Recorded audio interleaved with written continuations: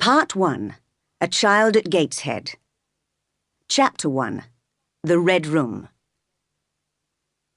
We could not go for a walk that afternoon. There was such a freezing cold wind and such heavy rain that we all stayed indoors. I was glad of it. I never liked long walks, especially in winter.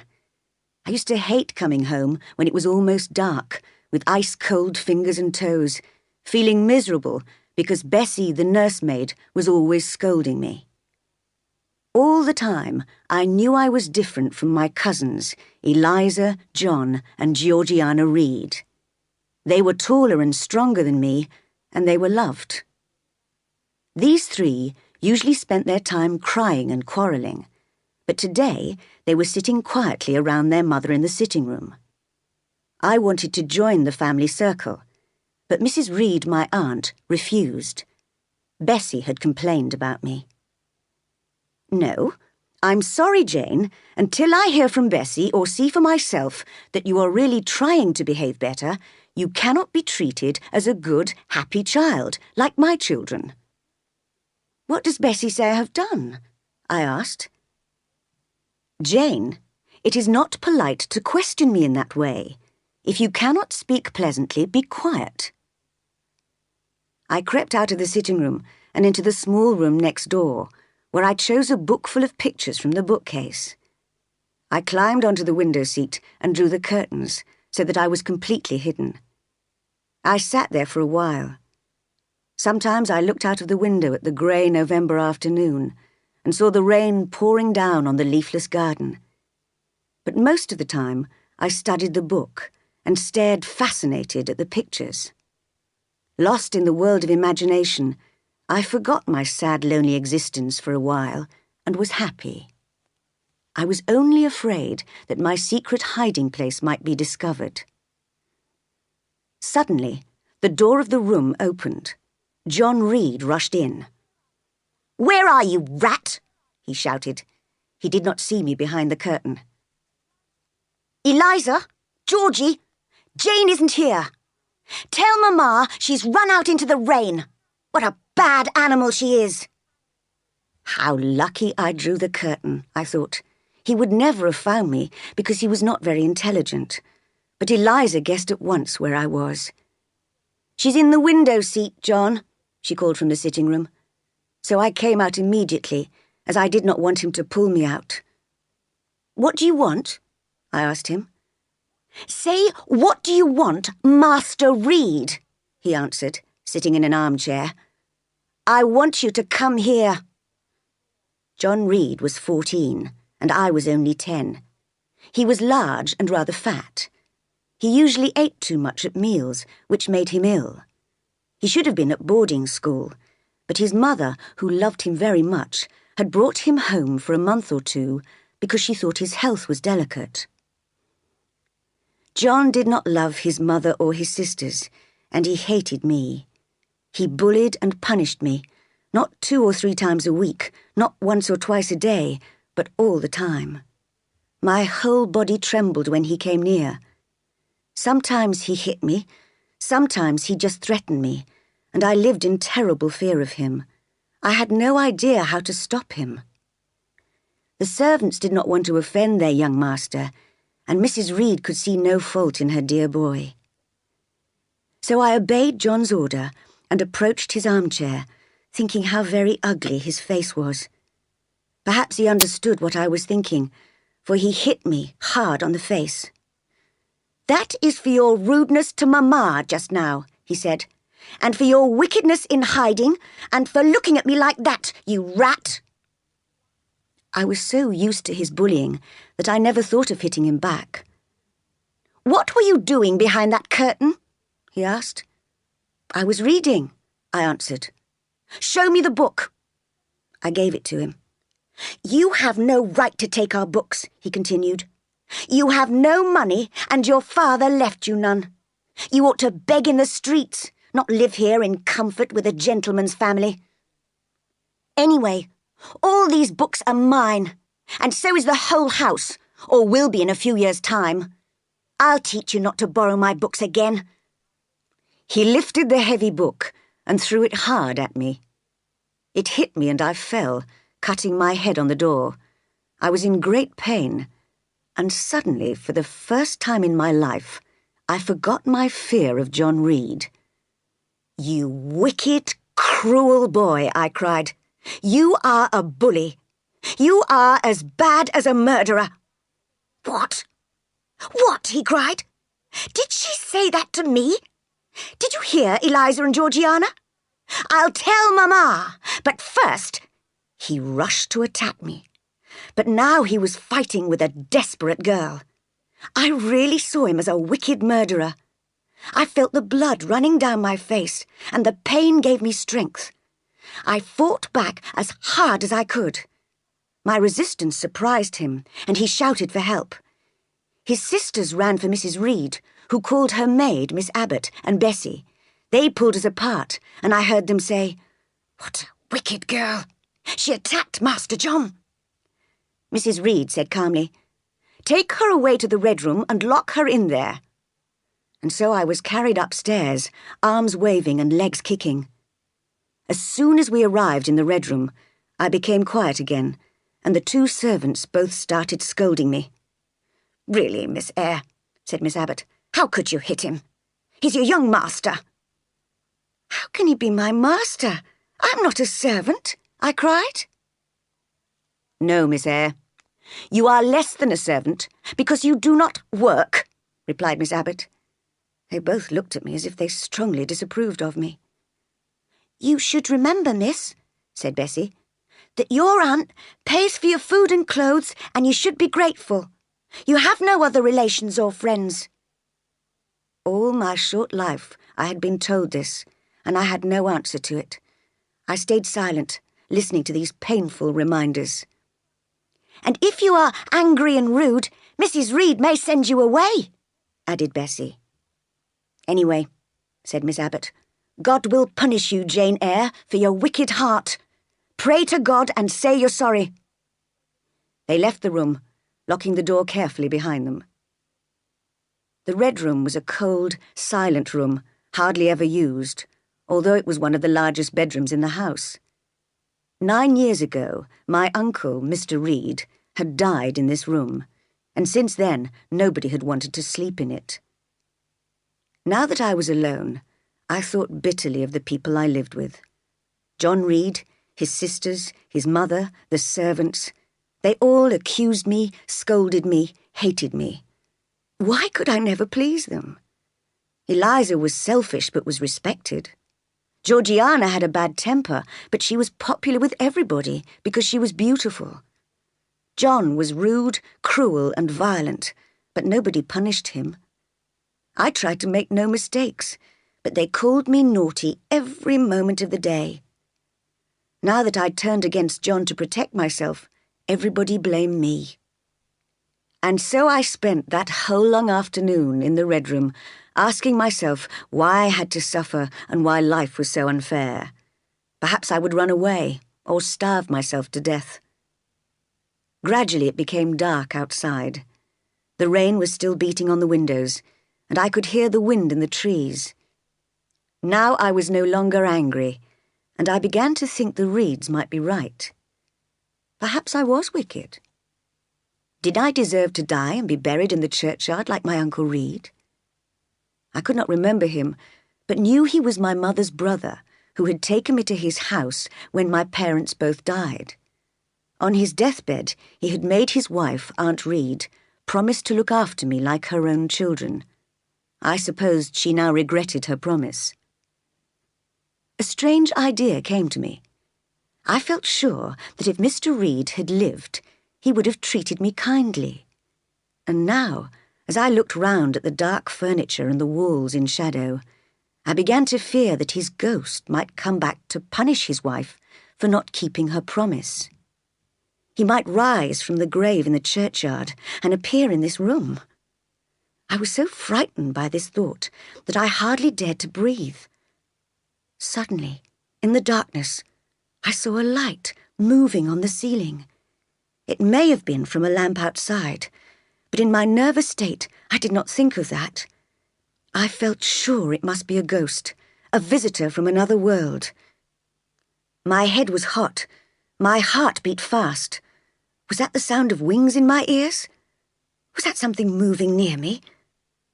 Screaming wildly, I rushed to the door and shook it. Miss Abbott and Bessie came running to open it. "Miss Eyre, are you ill?" asked Bessie. "Take me out of here!" I screamed. "Why, what's the matter?" she asked. "I saw a light, and I thought it was a ghost," I cried, holding tightly onto Bessie's hand. "She's not even hurt," said Miss Abbott in disgust. "She screamed just to bring us here. I know all her little tricks." "What is all this?" demanded an angry voice. Mrs. Reed appeared at the door of the room. "Abbott and Bessie, I think I told you to leave Jane Eyre in this room till I came." "She screamed so loudly, Mum," said Bessie softly. "Let go of her hands, Bessie," was Mrs. Reed's only answer. "Jane Eyre, you need not think you can succeed in getting out of the room like this. Your naughty tricks will not work with me. You will stay here an hour longer as a punishment for trying to deceive us." "Oh, Aunt, please forgive me. I can't bear it. I shall die if you keep me here." I screamed and kicked as she held me. "Silence! Control yourself!" She pushed me, resisting wildly, back into the red room and locked me in. There I was in the darkness again, with the silence and the ghosts. I must have fainted. I cannot remember anything more. Chapter 2. Leaving Gateshead. I woke up to find the doctor lifting me very carefully into my own bed. It was good to be back in my familiar bedroom, with a warm fire and candlelight. It was also a great relief to recognise Dr. Lloyd, who Mrs. Reed called in for her servants. She always called a specialist for herself and the children. He was looking after me so kindly. I felt he would protect me from Mrs. Reed. He talked to me a little, then gave Bessie orders to take good care of me. When he left, I felt very lonely again. But I was surprised to find that Bessie did not scold me at all. In fact, she was so kind to me that I became brave enough to ask a question. "Bessie, what's happened? Am I ill?" "Yes.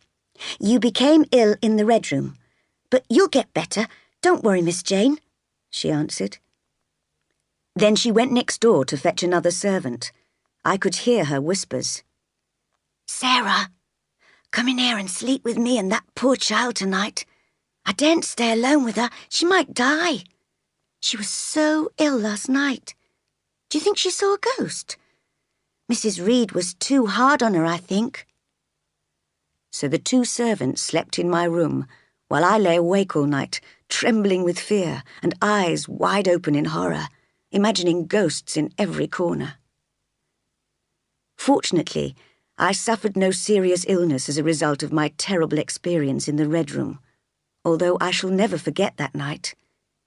But the shock left me nervous and depressed for the next few days. I cried all day long, and although Bessie tried hard to tempt me with nice things to eat or my favourite books, I took no pleasure in eating or even in reading. I knew I had no one to love me and nothing to look forward to. When the doctor came again, he seemed a little surprised to find me looking so miserable. "Perhaps she's crying because she couldn't go out with Mrs. Reed in the carriage this morning," suggested Bessie. "Surely she's more sensible than that," said the doctor, smiling at me. "She's a big girl now." "I'm not crying about that. I hate going out in the carriage," I said quickly. "I'm crying because I'm miserable." "Oh, really, miss," said Bessie. The doctor looked at me thoughtfully. He had small, grey, intelligent eyes. Just then a bell rang for the servants' dinner. "You can go, Bessie," he said. "I'll stay here talking to Miss Jane till you come back." After Bessie had left, he asked, "What really made you ill?" "I was locked up in a room with a ghost, in the dark." "Afraid of ghosts, are you?" he smiled. "Of Mr. Reed's ghost, yes. He died in that room, you know. Nobody even goes in there anymore. It was cruel to lock me in there alone without a candle. I shall never forget it." "But you aren't afraid now. There must be another reason why you're so sad," he said, looking kindly at me. How could I tell him all the reasons for my unhappiness? "I have no father or mother, brothers or sisters," I began. "But you have a kind aunt and cousins." "But John Reed knocked me down, and my aunt locked me in the Red Room," I cried. There was a pause. "Don't you like living at Gateshead in such a beautiful house?" he asked. "I would be glad to leave it, but I have nowhere else to go." "You have no relations apart from Mrs. Reed?" "I think I may have some who are very poor, but I know nothing about them," I answered. "Would you like to go to school?" he asked finally. I thought for a moment. I knew very little about school, but at least it would be a change, the start of a new life. "Yes, I would like to go," I replied in the end. Well, said the doctor to himself as he got up. "We'll see. The child is delicate. She ought to have a change of air." I heard later from the servants that he had spoken to Mrs. Reed about me, and that she had agreed immediately to send me to school. Abbott said Mrs. Reed would be glad to get rid of me. In this conversation, I also learned for the first time that my father had been a poor vicar. When he married my mother, Miss Jane Reed of Gateshead, the Reed family was so angry that they disinherited her. I also heard that my parents both died of an illness only a year after their wedding. But days and weeks passed, and Mrs. Reed still said nothing about sending me to school. One day, as she was scolding me, I suddenly threw a question at her. The words just came out without my planning to say them. "What would Uncle Reed say to you if he were alive?" I asked. "What?" cried Mrs. Reed, her cold grey eyes full of fear, staring at me as if I were a ghost. I had to continue. "My Uncle Reed is now in heaven and can see all you think and do, and so can my parents. They know how you hate me and are cruel to me." Mrs. Reed smacked my face and left me without a word. I was scolded for an hour by Bessie as the most ungrateful child in the world, and indeed, with so much hate in my heart, I did feel wicked. Christmas passed by, with no presents or new clothes for me. Every evening I watched Eliza and Georgiana putting on their new dresses and going out to parties. Sometimes Bessie would come up to me in my lonely bedroom, bringing a piece of cake. Sometimes she would tell me a story, and sometimes she would kiss me good night. When she was kind to me, I thought she was the best person in the world, but she did not always have time for me. On the morning of the 15th of January, Bessie rushed up to my room to tell me a visitor wanted to see me. Who could it be? I knew Mrs. Reed would be there too, and I was frightened of seeing her again. When I nervously entered the breakfast room, I looked up at a black column. At least that is what he looked like to me. He was a tall, thin man dressed all in black, with a cold, stony face at the top of the column. "This is the little girl I wrote you about," said Mrs. Reed to the stony stranger. "Well, Jane Eyre," said the stranger heavily, "and are you a good child?" It was impossible to say yes, with Mrs. Reed sitting there, so I was silent. "Perhaps the less said about that, the better, Mr. Brocklehurst," said Mrs. Reed, shaking her head. "I'm sorry to hear it," he answered. "Come here, Jane Eyre, and answer my questions. Where do the wicked go after death?" "They go to hell," I answered. "And what must you do to avoid going there?" he asked. I thought for a moment, but could not find the right answer. "I must keep in good health and not die," I replied. "Wrong. Children younger than you die all the time. Another question. Do you enjoy reading the Bible?" "Yes, sometimes," I replied, hesitating. That is not enough. Your answers show me you have a wicked heart. You must pray to God to change it if you ever want to go to heaven." "Mr. Brocklehurst," interrupted Mrs. Reed, "I mentioned to you in my letter that this little girl has in fact a very bad character. If you accept her at Lowood School, please make sure that the headmistress and teachers know how dishonest she is. She will try to lie to them, of course. You see, Jane, you cannot try your tricks on Mr. Brocklehurst." However hard I had tried to please Mrs. Reed in the past, she always thought the worst of me. It was not surprising that I had come to hate her. Now she was accusing me in front of a stranger. My hopes of starting a new life at school began to fade. "Do not worry, madam," Mr. Brocklehurst said. "The teachers will watch her carefully. Life at Lowood will do her good. We believe in hard work, plain food, simple clothes, and no luxury of any kind." "I will send her as soon as possible then, Mr. Brocklehurst. I hope she will be taught according to her low position in life." "Indeed she will, madam. I hope she will be grateful for this opportunity to improve her character. Little girl, read this book. It tells the story of the sudden death of a young girl who was a liar. Read and pray." After Mr. Brocklehurst had given me the book and left, I felt I had to speak. Anger was boiling up inside me. I walked up to Mrs. Reed and looked straight into her eyes. "I do not deceive people. If I told lies, I would say I loved you, but I don't. I hate you. I will never call you aunt again as long as I live.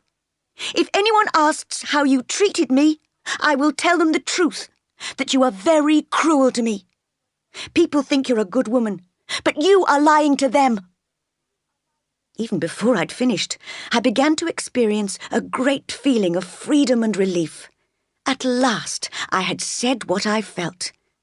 Mrs. Reed looked frightened and unhappy. "Jane, I want to be your friend. You don't know what you're saying. You are too excited. Go to your room and lie down." "I won't lie down. I'm quite calm. Send me to school soon, Mrs. Reed. I hate living here." "I will indeed send her soon," murmured Mrs. Reed to herself. Part 2. A Girl at Lowood. Chapter 3. My First Impressions of School. Mrs. Reed arranged for me to leave on the 19th of January. I had to get up very early to catch the coach, but Bessie helped me to get ready. "Will you say goodbye to Mrs. Reed, Jane?" she asked. "No, she said I shouldn't disturb her so early. Anyway, I don't want to say anything to her. She's always hated me." "Oh, Miss Jane, don't say that." "Goodbye to Gateshead," I shouted wildly as we walked together out of the front door to wait for the coach in the road. It arrived pulled by 4 horses and full of passengers. The coachman took my luggage and called me to hurry up. Bessie kissed me for the last time as I held tightly to her.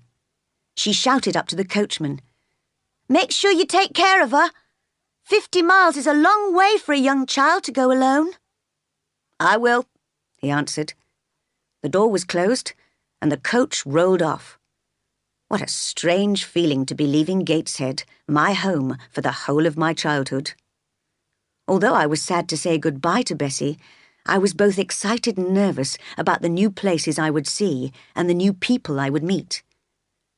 I do not remember much about the journey, except that it seemed far too long. We stopped for lunch to change the horses. Then in the afternoon, I realized we were driving through countryside. I slept for a short time, but was woken when the coach stopped. The door opened and a servant called in. "Is there a little girl called Jane Eyre here?" "Yes," I answered, and was helped out of the coach with my luggage. Tired and confused after the journey, I followed the servant into a large building, where she left me in a sitting room. In came a tall lady with dark hair and eyes, and a large, pale forehead. I discovered that she was Miss Temple, the headmistress of Lowood School. She looked at me carefully. "You're very young to be sent alone. You look tired, are you?" she asked, putting her hand kindly on my shoulder. "A little, ma'am," I replied. "How old are you, and what is your name?" "I'm Jane Eyre, ma'am, and I'm 10 years old." "Well, I hope you will be a good child at school," she said, touching my cheek gently with her finger. I was taken by a teacher, Miss Miller, through the silent corridors of the large school to the long, wide schoolroom. There, about 80 girls, aged from 9 to 20, sat doing their homework. I sat on a bench near the door with my slate. "Put away the lesson books and fetch the supper trays," called Miss Miller. 4 tall girls removed all the books, then went out and returned with trays which were handed round. Each child could have a drink of water out of the shared cup and could take a small piece of biscuit. Then we all went quietly upstairs to the long, crowded bedroom, where 2 children shared every bed. I had to share Miss Miller's, but I was so tired that I fell asleep immediately. In the morning, the ringing of a bell woke me, although it was still dark. I got dressed quickly in the bitter cold of the room and washed when I could. There was only 1 basin for 6 girls. When the bell rang again, we all went downstairs, 2 by 2, and silently entered the cold, badly lit schoolroom for prayers. As the bell rang a 3rd time to indicate the beginning of lessons, the girls moved into 4 groups around 4 tables, and the teachers came into the room to start the Bible class. I was put in the bottom class. How glad I was when it was time for breakfast. I'd hardly eaten anything the day before. But the only food served to us was porridge, which was burnt. It was so disgusting that we could not eat it, so we left the dining room with empty stomachs. After breakfast came the one happy moment of the day, when the pupils could play and talk freely. We all complained bitterly about the uneatable breakfast. Lessons started again at 9 o'clock and finished at 12, when Miss Temple stood up to speak to the whole school. "Girls, this morning you had a breakfast which you couldn't eat. You must be hungry, so I have ordered a lunch of bread and cheese for you all." The teachers looked at her in surprise. "Don't worry, I take responsibility for it," she told them. We were delighted, and all rushed out into the garden to eat our lunch. Nobody had taken any notice of me so far, but I did not mind that. I stood alone outside, watching some of the stronger girls playing, trying to forget the bitter cold, and thinking about my life. Gateshead and the Reed family seemed a long way away. I was not yet used to school life, and what sort of future could I look forward to? As I wondered, I saw a girl near me reading a book. I felt brave enough to speak to her, since I too liked reading. "Is your book interesting? What is it about?" I asked. "Well, I like it," she said after a pause, looking at me. "Here, have a look at it." I glanced quickly at it, but found it too difficult to understand, so I gave it back. "What sort of school is this?" I asked. "It's called Lowood School. It's a charity school. We're all charity children, you see. I expect your parents are dead, aren't they? All the girls here have lost either one or both parents." "Don't we pay anything? Is the school free?" I asked. "We pay, or our relations pay, £15 a year for each of us. That isn't enough, so some kind ladies and gentlemen in London pay the rest. That's why it's called a charity school." "Who is Mr. Brocklehurst?" was my next question. "His mother built this part of the school. He's the manager and looks after all financial matters. He lives in a large house near here." I did not see her again until during the afternoon lessons, when I noticed that she'd been sent to stand alone in the middle of the schoolroom. I could not imagine what she had done to deserve such a punishment, but she did not look ashamed or unhappy. She was lost in thought and did not seem to notice that everyone was looking at her. If that happened to me, I thought, I would be so embarrassed. After lessons, we had a small cup of coffee and half a piece of brown bread, then half an hour's play, then homework. Finally, after the evening biscuit and drink of water, we said prayers and went to bed. That was my first day at Lowood. Chapter 4. Making a Friend. The next morning we got up in the dark as before, but the water was frozen, so we could not wash. It was freezing cold in all the rooms. This time the porridge was not burnt, but I still felt hungry, as the quantity was so small. I stayed in the bottom class, but noticed the girl that I'd been talking to was in another class. Her surname seemed to be Burns. Teachers called girls by their surnames in this school. Her class was studying history, and her teacher, Miss Scatcherd, appeared constantly annoyed by her. "Burns, hold your head up, can't you? Burns, don't stand like that." The history questions asked by Miss Scatcherd sounded very difficult, but Burns knew all the answers. I kept expecting the teacher to praise her, but instead, she suddenly cried out, "You dirty girl! You haven't washed your hands this morning!" I was surprised that Burns did not explain that none of us could wash our faces or hands because the water had been frozen. Miss Scatcherd gave an order. Burns left the room and returned carrying a stick. The teacher took it and hit Burns several times with it. The girl did not cry or change her expression. "Wicked girl," said Miss Scatcherd. "Nothing will change your dirty habits." Later that day, during the play hour, I found Burns alone by the fireside, reading the same book as before, and I started talking to her. "What is the rest of your name?" I asked. "Helen," she replied. "Do you want to leave Lowood?" "No, why should I? I was sent to school here, so I must learn as much as I can." "But Miss Scatcherd is so cruel to you," I burst out. "Cruel? Not at all. She is strict and she sees my faults." "If I were you, I'd hate her," I cried. "If she hit me with a stick, I'd seize it and break it under her nose." "I don't think you would," answered Helen quietly. "And if you did, Mr. Brocklehurst would send you away from school and your relations would be upset. Anyway, the Bible tells us to do good, even if other people hurt us. Sometimes you have to put up with some hard things in life." I could not understand her ideas, but I had a feeling she might be right. I looked at her in wonder. "You say you have faults, Helen. What are they? To me, you seem very good." "You're wrong," she answered. "I'm untidy and careless, and I forget the rules. I read when I should be doing my homework. You see, Miss Scatcherd is right to scold me." "Is Miss Temple as strict as that?" I asked. A soft smile passed over Helen's normally serious face. "Miss Temple is full of goodness. She gently tells me of my mistakes and praises me if I do well. But even with her help, I don't concentrate properly in class. I just dream away the time, and then I can't answer the teacher's questions." "But today in history you knew all the answers," I said.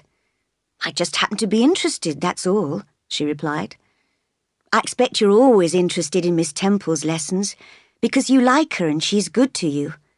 I'm like that. I love those who love me, and I hate those who punish me unfairly." "You should read the Bible and do what Christ says. People who believe in God should love their enemies," said Helen. "Then I should love Mrs. Reed and her son John, which is impossible," I cried. Helen asked me to explain what I meant, and listened carefully to the long story of what I had suffered at Gateshead. "Well?" I asked impatiently at the end. "Isn't Mrs. Reed a bad woman? Don't you agree with me? It's true she has been unkind to you because she dislikes your faults, as Miss Scatcherd dislikes mine. But look how bitterly you remember every angry word.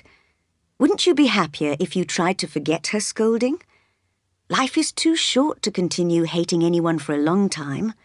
We all have faults, but the time will come soon when we die, when our wickedness will pass away with our bodies, leaving only the pure flame of the spirit. That's why I never think of revenge. I never consider life unfair. I live in calm, looking forward to the end. For a moment, we both stayed silent. Then one of the big girls came up, calling, "Helen Burns, go and put away your work and tidy your drawer immediately, or I'll tell Miss Scatcherd."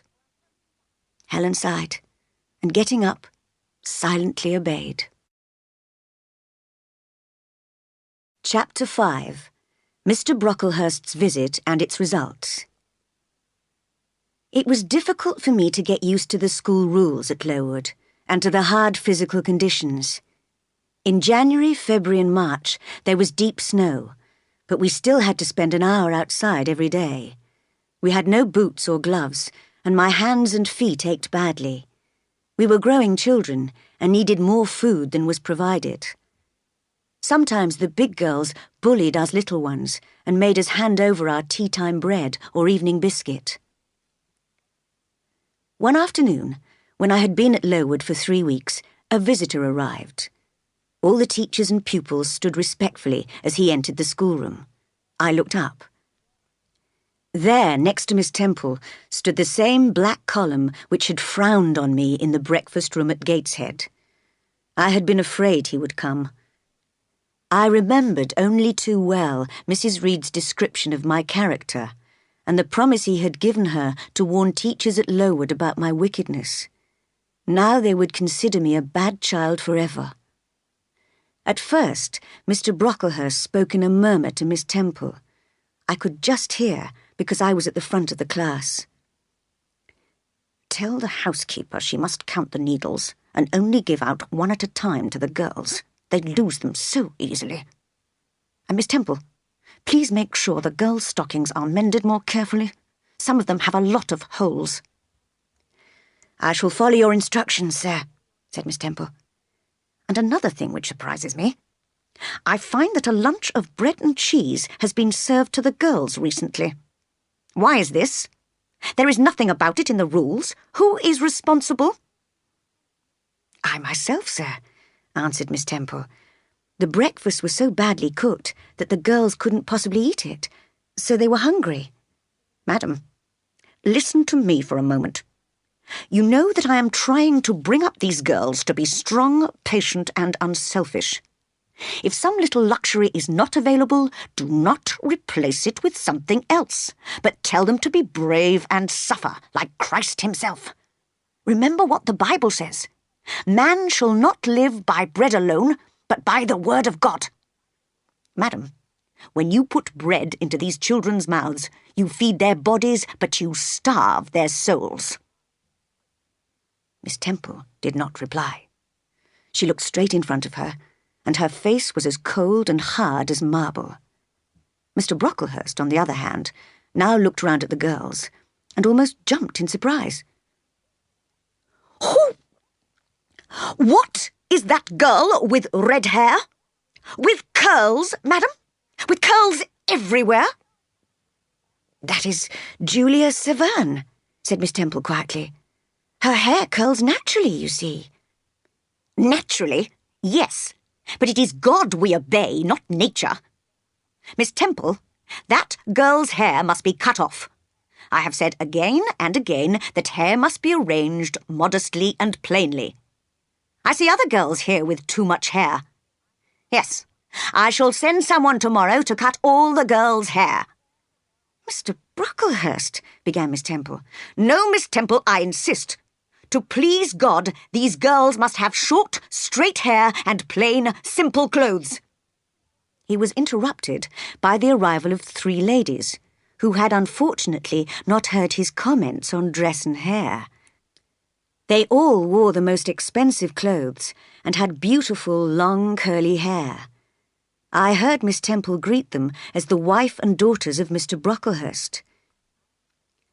I had hoped to hide my face behind my slate while Mr. Brocklehurst was talking, so that he would not recognise me. But suddenly the slate fell from my hand and broke in two on the hard floor. I knew only too well what would happen next. "A careless girl," said Mr. Brocklehurst quietly, almost to himself. "The new girl, I see. I must not forget to say something to the whole school about her." And then to me aloud, "Come here, child." I was too frightened to move, but two big girls pushed me towards him. Miss Temple whispered kindly in my ear, "Don't be afraid, Jane. I saw it was an accident." Her kindness touched me, but I knew that soon she would hear the lies about me, and then she would hate me. "Put the child on that chair," said Mr. Brocklehurst. Someone lifted me up onto a high chair so that I was close to his nose. Frightened and shaking, I felt everyone's eyes on me. "You see this girl?" began the black marble column. "She is young. She looks like an ordinary child. Nothing about her tells you she is evil. But she is all wickedness.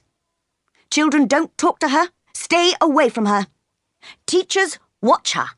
Punish her body to save her soul, if indeed she has a soul, because this child, I can hardly say it, this child is a liar." "How shocking," said the two Brocklehurst daughters, each wiping a tear or two from their eyes. "I learned this fact," continued the great man, "from Mrs. Reed, the kind lady who took care of her after her parents' death and brought her up as a member of the family. In the end, Mrs. Reed was so afraid of this child's evil influence on her own children that she had to send her here. Teachers, watch her carefully." The Brocklehurst family stood up and moved slowly out of the schoolroom. At the door, my judge turned and said, "She must stand half an hour longer on that chair, and nobody may speak to her for the rest of the day." So there I was, high up on the chair, publicly displayed as an ugly example of evil. Feelings of shame and anger boiled up inside me, but just as I felt I could not bear it any longer, Helen Burns walked past me and lifted her eyes to mine. Her look calmed me. What a smile she had! It was an intelligent, brave smile, lighting up her thin face and her tired grey eyes. When all the girls left the schoolroom at 5 o'clock, I climbed down from the chair and sat on the floor. I no longer felt strong or calm, and I began to cry bitterly. I had wanted so much to make friends at Lowood, to be good, to deserve praise. Now nobody would believe me, or perhaps even speak to me. Could I ever start a new life after this? "Never," I cried. "I wish I were dead." Just then, Helen arrived, bringing my coffee and bread. I was too upset to eat or drink, but she sat with me for some time, talking gently to me, wiping away my tears and helping me to recover. When Miss Temple came to look for me, she found us sitting quietly together. "Come up to my room, both of you," she said.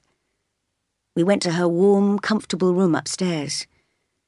"Now tell me the truth, Jane," she said.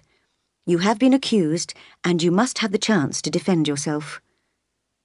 And so I told her the whole story of my lonely childhood with the Reed family, and of my terrible experience in the Red Room. "I know Dr. Lloyd, who saw you when you were ill," she said. "I'll write to him and see if he agrees with what you say. If he does, I shall publicly tell the school you are not a liar. I believe you now, Jane." And she kissed me. She turned to Helen. "How are you tonight, Helen? Have you coughed a lot today?"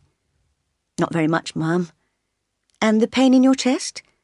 "It's a little better, I think." Miss Temple examined Helen carefully and sighed a little. Then she gave us some tea and toast. For a while I felt I was in heaven, eating and drinking in the warm, pretty room with kind Miss Temple and Helen. But when we reached our bedroom, Miss Scatcherd was checking the drawers. "Burns," she said, "yours is far too untidy. Tomorrow all day you will wear a notice on your forehead saying untidy. Helen said Miss Scatcherd was quite right, and wore the notice all the next day. But I was furious, and at the end of the afternoon tore it off her head and threw it in the fire. When Miss Temple received a letter from Dr. Lloyd agreeing that what I had said was true, she told the whole school that I had been wrongly accused and was not a liar. From that moment, I felt I was accepted and set to work to learn as much as I could and make as many friends as possible. Chapter 6. Learning to Like School. Life at Lowood no longer seemed so hard as spring approached. We enjoyed walking and playing in the surrounding countryside. But with fog lying constantly in the valley, it was not a healthy place for a school. And by May, more than half the girls were seriously ill with typhus fever.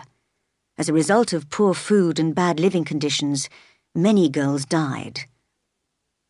While there was fear and death inside the school, the sun shone on the flowers outside and on the flowing streams in the valleys. So I and the few who had escaped illness enjoyed the beautiful summer weather, with no lessons or discipline at all. Helen Burns could not come walking with me because she was ill, not with typhus, but with tuberculosis.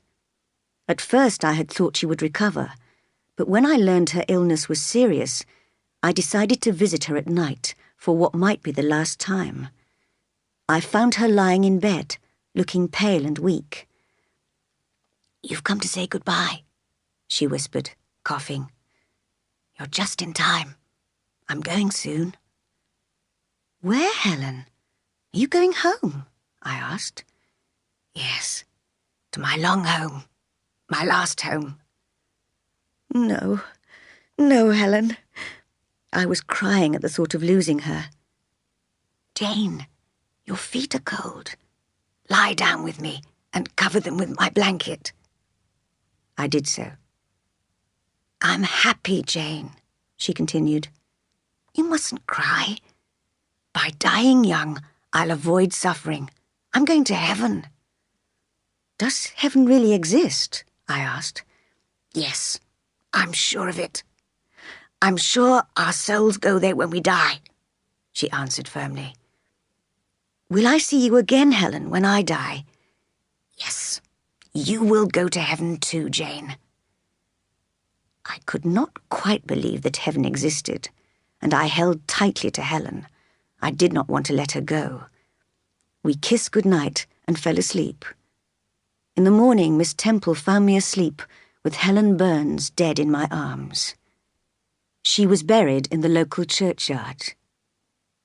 Gradually, the typhus fever left Lowood, but the number of deaths made the public aware of the poor conditions in which the pupils lived.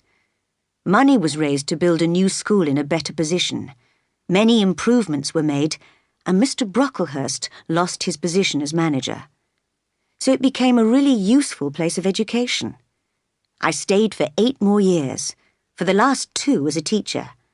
I was busy and happy all that time, relying greatly on the help and encouragement of my dear friend Miss Temple. But when she married and moved to a distant part of the country, I decided it was the moment for me to change my life too. I realized I had never known any other world apart from Lowood or Gateshead. Suddenly I wanted freedom, or at least a new master to serve. So I advertised in a newspaper for a job as a governess. When I received an answer from a Mrs. Fairfax, who wanted a governess for a girl under 10 years old, I accepted, with the permission of the new headmistress of Lowood. Part 3. A Governess at Thornfield. Chapter 7. Thornfield and Mr. Rochester. Thornfield Hall was a large gentleman's house in the country, near a town called Millcote. There, after my 16-hour journey, I was welcomed by Mrs. Fairfax. She was a little old lady, dressed in black, who seemed glad to have someone else to talk to apart from the servants. Although the house was dark and frightening, with its big rooms full of heavy furniture, I was excited at being in a new place and looked forward to my new life there, working for kind Mrs. Fairfax. But I was surprised to discover on my first full day at Thornfield that Mrs. Fairfax was not in fact the owner, as I had assumed, but the housekeeper, and that my new master was a Mr. Rochester, who was often away from home. My pupil was a girl called Adele, 7 or 8 years old, who was born in France and could hardly speak English. Luckily, I had learnt French very well at Lowood, and had no difficulty in communicating with young Adele, a pretty, cheerful child. It appeared that Mr. Rochester, who had known Adele and her mother very well, had brought Adele back to England to live with him after her mother had died. I taught her for several hours every day in the library, although it was not easy to make her concentrate on anything for long, as she was clearly not used to the discipline of lessons. One day, I took the opportunity of asking Mrs. Fairfax a few questions about Mr. Rochester, as I was curious about him, and the little housekeeper seemed happy to talk. "Is he liked by most people?" was my first question. "Oh, yes. His family have always been respected here. They've owned the land round here for years," she replied. "But do you like him? What is his character like?" "I've always liked him, and I think he's a fair master to his servants. He's a little peculiar, perhaps. He's travelled a lot, you know. I expect he's clever, but I can't tell, really." "What do you mean, peculiar?" I asked, interested. "It's not easy to describe. You're never sure whether he's serious or joking. You don't really understand him, at least I don't. But that doesn't matter. He's a very good master." I could get no further information from Mrs. Fairfax about Mr. Rochester, but instead she offered to show me round the whole house. We went through many large, impressive rooms, finally reaching the top floor, where there was a narrow corridor with several small black doors, all shut. I stopped to look at them, and thought for a moment they looked like prison doors, hiding evil secrets. No sooner had I turned away to go downstairs than I heard a strange, ghostly laugh. "Mrs. Fairfax?" I called out, as the housekeeper was already on her way downstairs. "Did you hear that laugh? Who is it?" "It may be Grace Poole," she answered calmly. "She's paid to help the housemaid in her work, and always sews in one of those rooms." I heard the laugh again. It did not sound human to me. "Grace!" called Mrs. Fairfax. I did not expect anyone to answer, but in fact a door opened, and a middle-aged woman appeared. She looked too plain and sensible to be a ghost. "Too much noise, Grace," said Mrs. Fairfax. "Remember your instructions." Grace nodded and went back into the room. Several times in the next few months, I went up to the top floor again, where I could look out of the high windows in the roof to see the surrounding countryside and be alone with my thoughts. I was very happy teaching pretty little Adele in the daytime and talking to kind old Mrs. Fairfax in the evening. But I felt that something was missing from my life.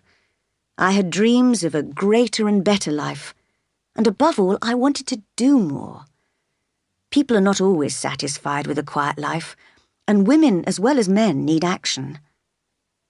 While on the top floor, I often heard Grace Poole's strange laugh, and sometimes I saw her too. She used to go silently in and out of the room with a plate of food or a glass of beer. One day in January, I had a free afternoon, as Adele was ill, so I decided to walk to Hay, a village 2 miles away, to post a letter for the housekeeper. It was a bright, frosty day, and I was enjoying the fresh air and the exercise. Stopping on the lonely road, I watched the sun go down in the trees behind Thornfield, and then in the silence I heard a horse approaching. Suddenly there was a crash as the horse slipped and fell on the ice, bringing down its rider. I ran to see if I could help the traveller, who was swearing furiously as he pulled himself free of the horse. "Are you hurt, sir? Can I do anything?" I asked. "Just stand back," he growled, and he lifted himself painfully to his feet. Obviously his leg hurt him, and he sat down quickly. If you need help, sir, I can fetch someone either from Thornfield Hall or from Hay, I offered. Thank you, but I don't need anyone. I haven't broken any bones, he replied crossly. I could see him clearly in the moonlight. He was of medium height, with wide shoulders and a strong chest. He had a dark face with angry-looking eyes and was about 35. If he had been a young, attractive gentleman, I would have been too shy to offer help, but as he was not handsome and even quite rough, I felt I wanted to help him. I can't leave you, sir, so late on this lonely road till I see you're fit enough to get on your horse, I insisted. He looked at me for the first time when I said this. I think you ought to be at home yourself, he answered. Do you live near here? In that house over there, I said, and I'm not at all afraid of being out at night. I'm just going to Hay to post a letter, and I'll be happy to take a message for you. You live in that house? He asked, surprised, pointing to Thornfield Hall, which was lit up in the moonlight. Yes, sir, I replied. Whose house is it? He asked. Mr. Rochester's. Do you know Mr. Rochester? Was his next question. No, I've never seen him, I answered. You aren't a servant at Thornfield Hall, of course. You must be... He hesitated, looking at my plain black dress. He seemed puzzled to know who I was, so I helped him. I'm the governess. Oh, I had forgotten. He tried to get up, but his leg was still hurting him badly. I don't want you to fetch help, but you can help me yourself if you like. Of course, sir, I said. And so he leaned his weight on my shoulder, and I helped him walk to his horse. In a moment, he had jumped on the horse's back. Thank you. Now take your letter to Hay, then hurry home, he called as he rode off into the distance. I walked on, glad to have helped someone, to have done something active for once. In my mind, I saw that dark, strong face, and I still felt excited by our meeting. Even when I arrived back at Thornfield, I'd go in a while. I did the dark house, where I spend the evening quietly with old Mrs. Fairfax. So I stayed outside, stared at the moon and the stars with a beating heart, wishing, dreaming of more exciting. When I entered, the servants told me that Mr. Rochester had arrived, and that he had hurt his leg when his horse slipped on ice on the road to Hay.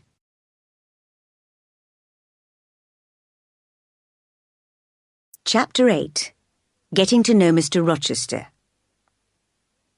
Thornfield Hall became quite busy the next day, now that the master had returned. People kept coming to visit him on business. I enjoyed the new, cheerful atmosphere, but I could not make Adele concentrate on her lessons, because she was constantly talking about the presents Mr. Rochester had promised to bring her.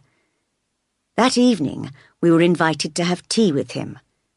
I immediately recognized the traveller I had helped, with his dark hair and skin, his square forehead, and his stern look. His leg was supported on a chair, but he made no effort to greet me when I entered. In fact, he neither spoke nor moved. Have you brought a present for Miss Eyre with you as well? Adele asked him. A present? Who wants a present? He said angrily. Did you expect a present, Miss Eyre? Do you like presents?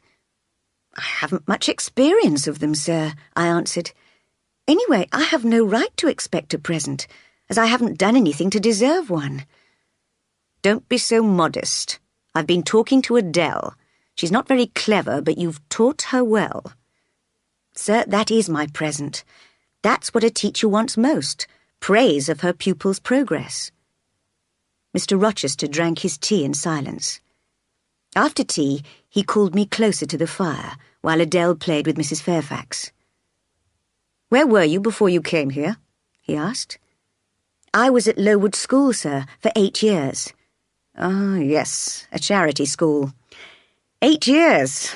I'm surprised you lasted so long in such a place. There is something like magic in your face.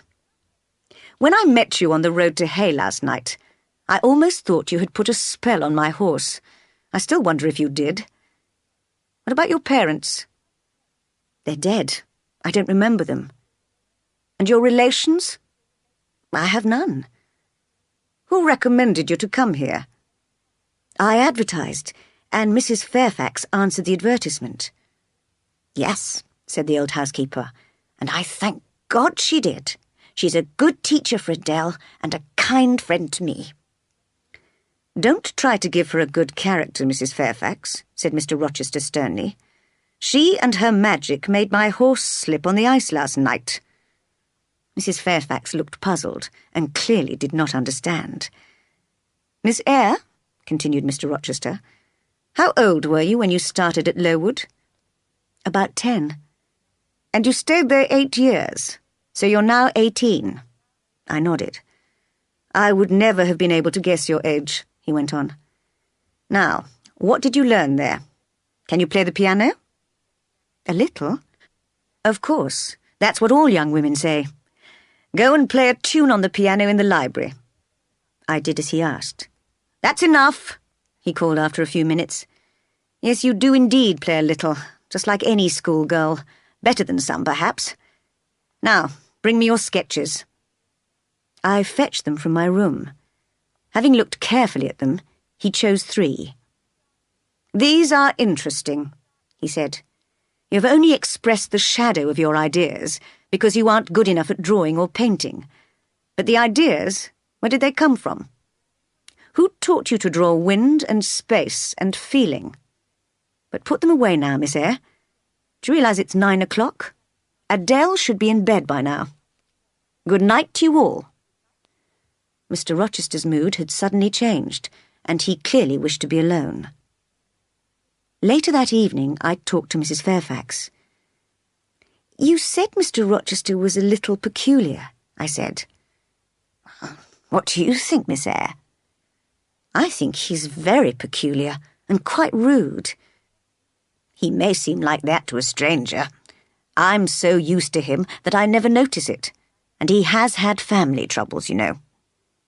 But he has no family, I answered. Not now, that's true, but he did have an older brother who died 9 years ago. 9 years is a long time. Surely he has recovered from losing his brother by now.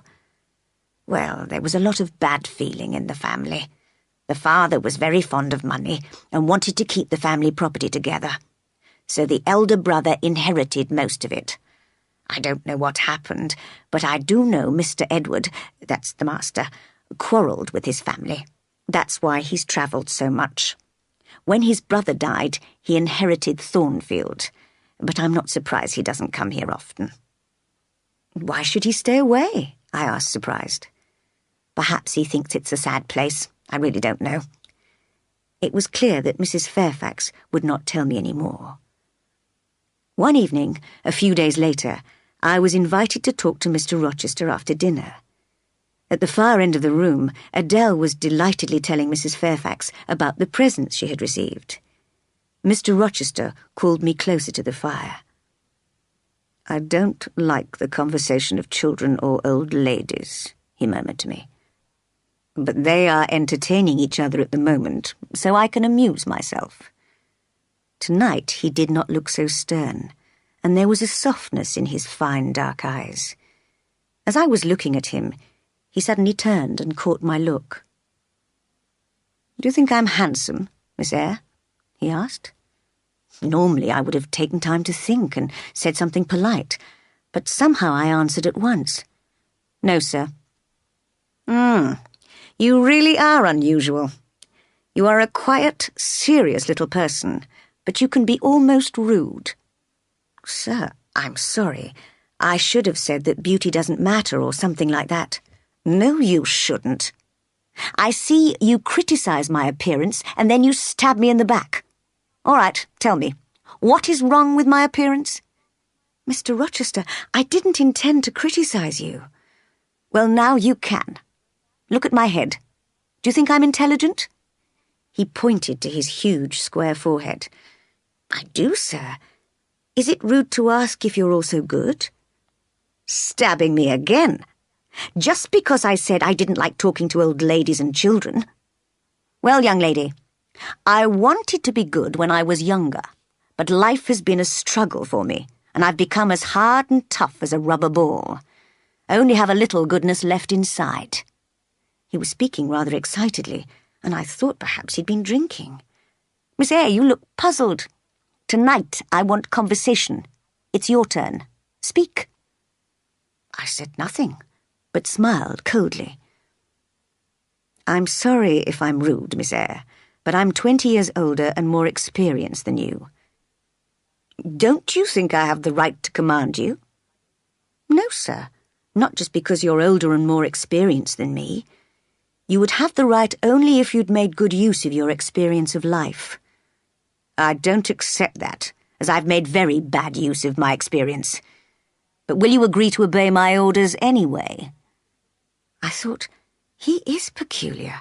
He's forgotten that he's paying me £30 a year to obey his orders, and I said, Not many masters bother to ask if their servants are offended by their orders. Of course, I'd forgotten that I pay you a salary. So will you agree because of the salary? No, sir, not because of that, but because you forgot about it, and because you care whether a servant of yours is comfortable or not. I gladly agree. You have honesty and feeling. There are not many girls like you, but perhaps I go too fast. Perhaps you have awful faults to counterbalance your few good points. And perhaps you have too, I thought. He seemed to read my mind and said quickly, Yes, you're right. I have plenty of faults. I went the wrong way when I was 21 and have never found the right path again. I might have been very different. I might have been as good as you and perhaps wiser. I'm not a bad man, take my word for it, but I have done wrong. It wasn't my character, but circumstances which were to blame. Why do I tell you all this? Because you're the sort of person people tell their problems and secrets to. Because you're sympathetic and give them hope. Do you think so, sir? I do.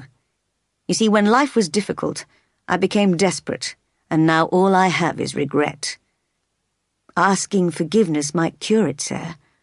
No, it won't. What I really should do is change my character, and I still could, but it's difficult. And if I can't have happiness, I want pleasure, even if it's wrong. Pleasure may taste bitter, sir. How do you know? A pure young thing like you. You have no experience of life and its problems. But I will try to lead a better life. I stood up. The conversation was becoming hard to follow. I must put Adele to bed now, I said. Don't be afraid of me, Miss Eyre.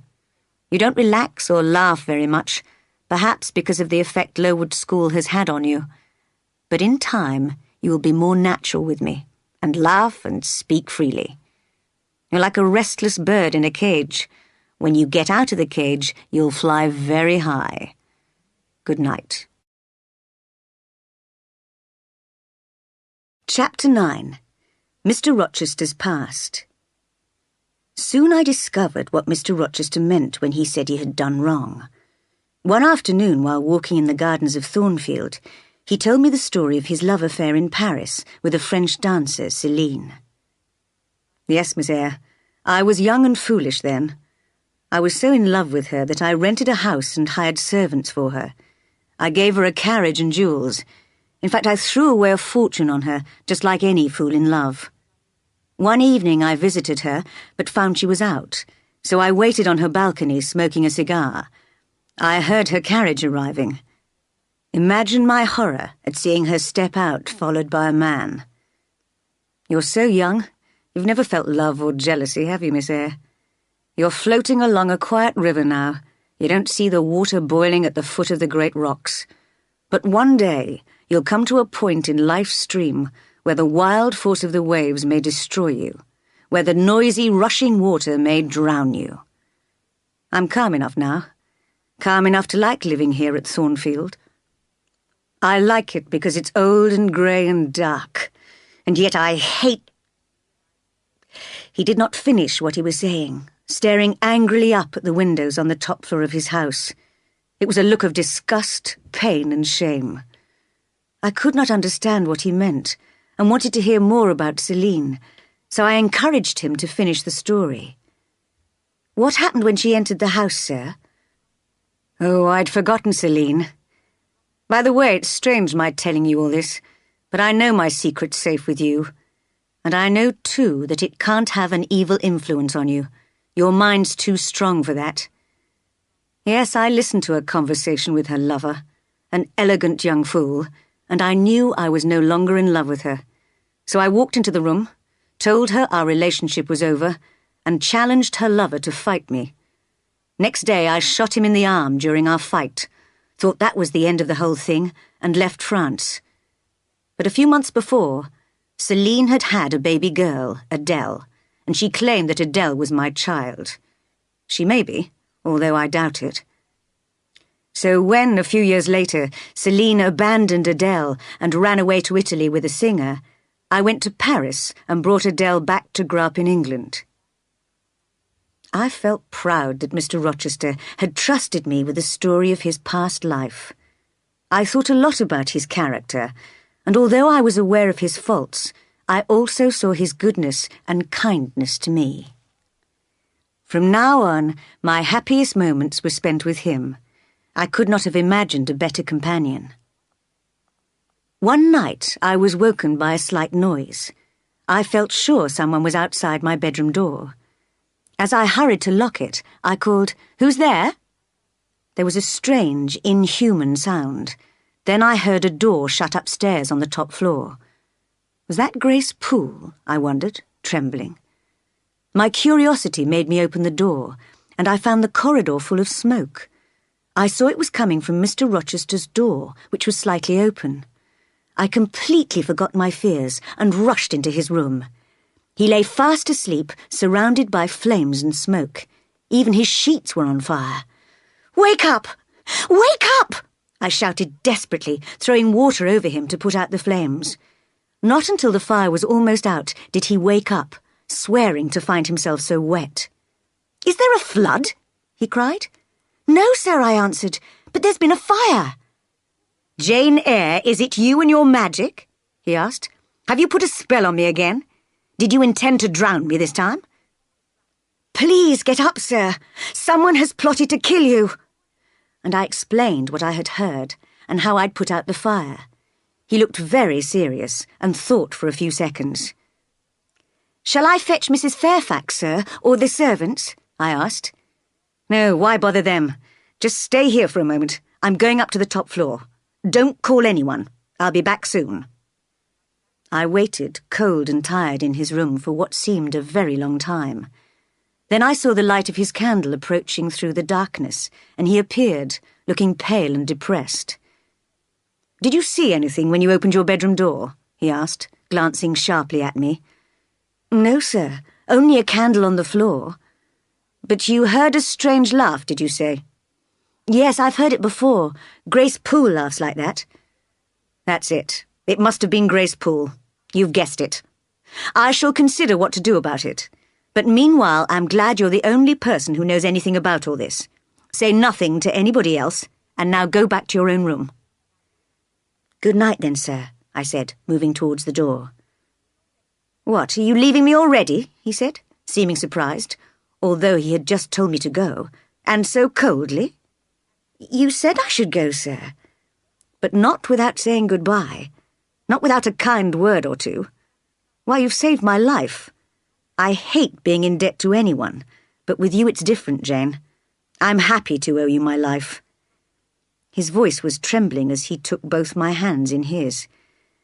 "I knew when I first saw you that you would do me good. I saw it in your eyes when I met you. I was right to like your smile and the magic in your face." There was energy in his voice and a strange light in his eyes. "I'm glad I happened to be awake," I said, "but I must go now. I'm cold." I knew I could not control my feelings much longer, and I needed time to think. But he still held on to my hands. Then I thought of a way of escaping. "I think I hear the servants moving, sir," I said. "Well, leave me," he said, and let me go. That night, or what was left of it, I could not sleep. My mind was full of confusing pictures and disturbed emotions. Chapter 10. The Mystery of Grace Poole. After this sleepless night, I was eager to see Mr. Rochester in the morning, but there was no sign of him. He'd obviously told the servants that he had accidentally set fire to his room by knocking over a lighted candle. As I passed his bedroom, I saw Grace Poole sitting inside, calmly mending the curtains. She certainly did not look desperate or mad enough to have tried to murder her master, but I decided to investigate. "Good morning, Grace," I said, entering the room. "Tell me what happened last night. The servants are talking about it." "Good morning, miss," she replied, looking up innocently. "Well, master was reading in bed and fell asleep, so he must have knocked the candle over. It set fire to the sheets, but luckily he managed to put the flames out with some water." "How strange," I said quietly. "Didn't anybody hear what was happening?" At this, she seemed to examine me carefully. "Mrs. Fairfax and you sleep nearest this room, miss. Mrs. Fairfax is a heavy sleeper, like most old people, and didn't hear anything. But you're young, miss. Perhaps you heard a noise." "I did," I whispered. "I'm sure I heard a strange laugh." She went on sewing calmly. "I don't think master would have laughed when he was in such danger," she said. "You must have been dreaming." "No, I wasn't dreaming," I replied sharply. "You didn't think of opening your door and looking out into the corridor?" she asked. I suddenly realized that if she suspected I knew of her guilt, she might attack me. "No, in fact I locked my door," I answered, "and I shall lock it every night from now on." "That's wise of you, miss. We might have burglars at Thornfield one day. You never know."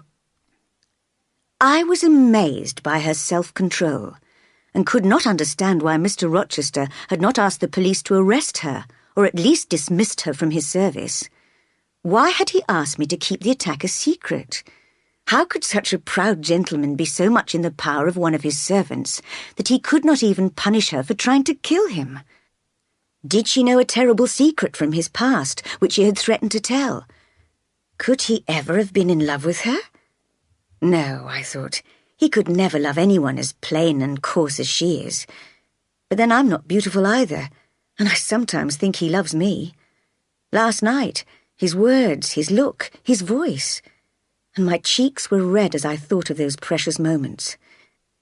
I was now even more impatient to see Mr. Rochester, but when I was having tea with Mrs. Fairfax in the afternoon, the first thing she said was, "It's fine weather for the master's journey." "Journey?" I cried. "I didn't know he'd gone anywhere." "Oh, yes. He went off just after breakfast to visit a family in a big house about 16 miles away. I know they've invited a lot of guests who'll be staying in the house. Mr. Rochester is always very popular with the ladies at these parties, so he may not come back for a week or so." "Who are the ladies at this house party?" "3 sisters, very elegant young ladies, and their friends, Blanche and Mary Ingram. But Blanche is the most beautiful of all. I saw when she came to a Christmas party at Thornfield 6 or 7 years ago." "What does she look like?" "She was 18 then. A lovely girl, with beautiful skin, long curling black hair, and fine black eyes which shone as brightly as her jewels. She looked like a queen. All the gentlemen admired her, not only for her beauty, but also for her musical skills. When she and Mr. Rochester sang together, it was a delight to hear." "Mr. Rochester? I didn't know he could sing." "Oh, yes, he has a very fine voice. And then she played the piano later. The master said she played extremely well." "And this beautiful lady isn't married yet?" "No, I don't think she or her sister has much money." "But I'm surprised some rich gentleman hasn't fallen in love with her. Mr. Rochester, for example. He's rich, isn't he?" "Oh, yes. But you see, there's a considerable difference in age. He's nearly 40, and she's only 25. "Well, marriages like that happen every day. Do you think—" But I was interrupted by Adele, who came to join us, and the subject was changed. That night in my room, I was stern with myself. "You, Jane Eyre," I accused my reflection in the mirror, "you are the biggest fool in the world. How could you imagine that a gentleman of family and wealth would love you, a plain little governess? Just look at yourself." And I decided that next day I would draw an honest sketch of myself and then one of Blanche Ingram, painting the most lovely face I could imagine, according to Mrs. Fairfax's description.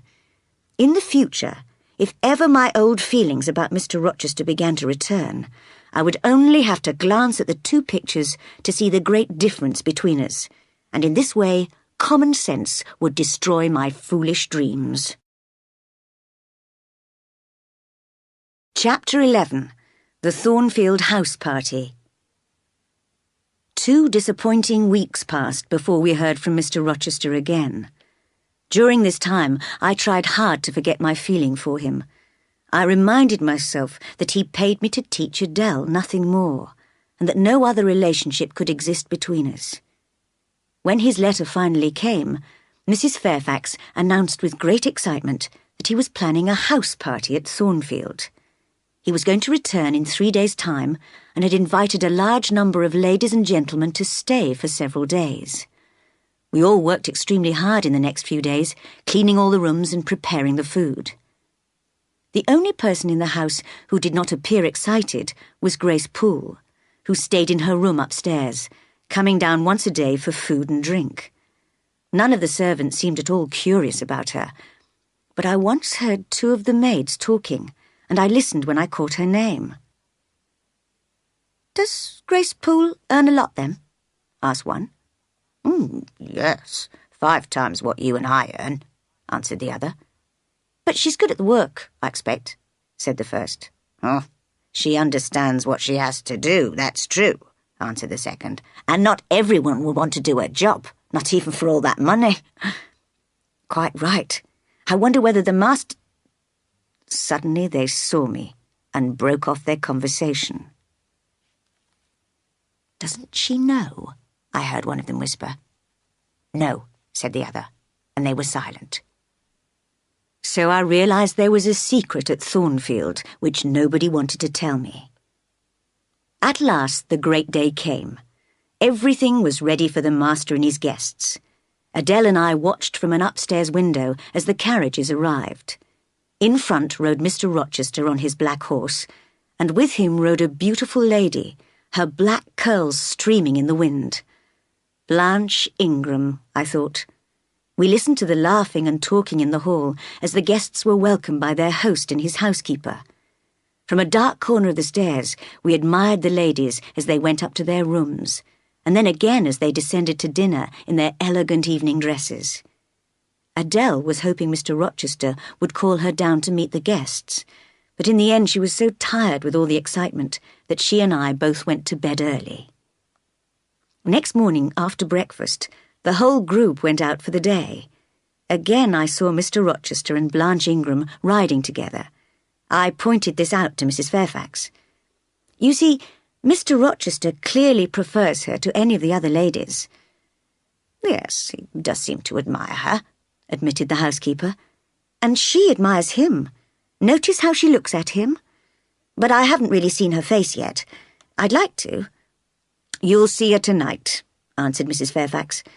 "I mentioned to the master that Adele wanted to be introduced to the ladies, and he asked you to bring her down to meet them this evening." "Well, I'll go if he wants me to, but I don't like meeting strangers. I'm not used to it." "I understand how you feel," said the old lady kindly, "but the guests won't notice you much, and you can easily escape after a short time." So Adele and I, dressed in our best, were waiting as the ladies came into the sitting room after dinner. I was most impressed by the beauty and elegance of all of them, but was especially fascinated by the Ingram family. Lady Ingram, although between 40 and 50, was still a fine woman. Her hair still looked black, by candlelight at least, and her teeth still seemed perfect. But she had fierce, proud eyes that reminded me of Aunt Reed's, and a hard, powerful voice. Her daughter Mary was rather quiet, but her other daughter Blanche was very different. As soon as the gentleman came into the room and coffee was served, she became the centre of attention. She played the piano excellently. She sang sweetly, she discussed intelligently, and all the time her flashing eyes, rich black curls, and fine figure attracted glances from every gentleman in the room. But I was looking for someone else. The last time I'd seen him, on the night of the fire, he had held my hands, told me I had saved his life, and looked at me as if he loved me. How close we had been then. But now, he entered the room without even looking at me, and took a seat with the ladies. I could not stop looking at him, rather like a thirsty man who knows the water is poisoned but cannot resist drinking. I'd never intended to love him.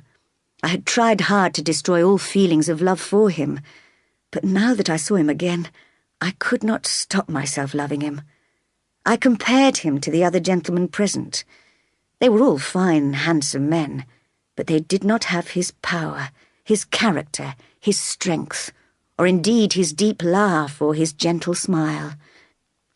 I felt that he and I were the same sort of person, that there was something in my brain and heart, in my blood and bone, that connected me to him forever. And although I knew I must hide my feelings, must never allow myself to hope, I also knew that while there was breath in my body, I would always love him.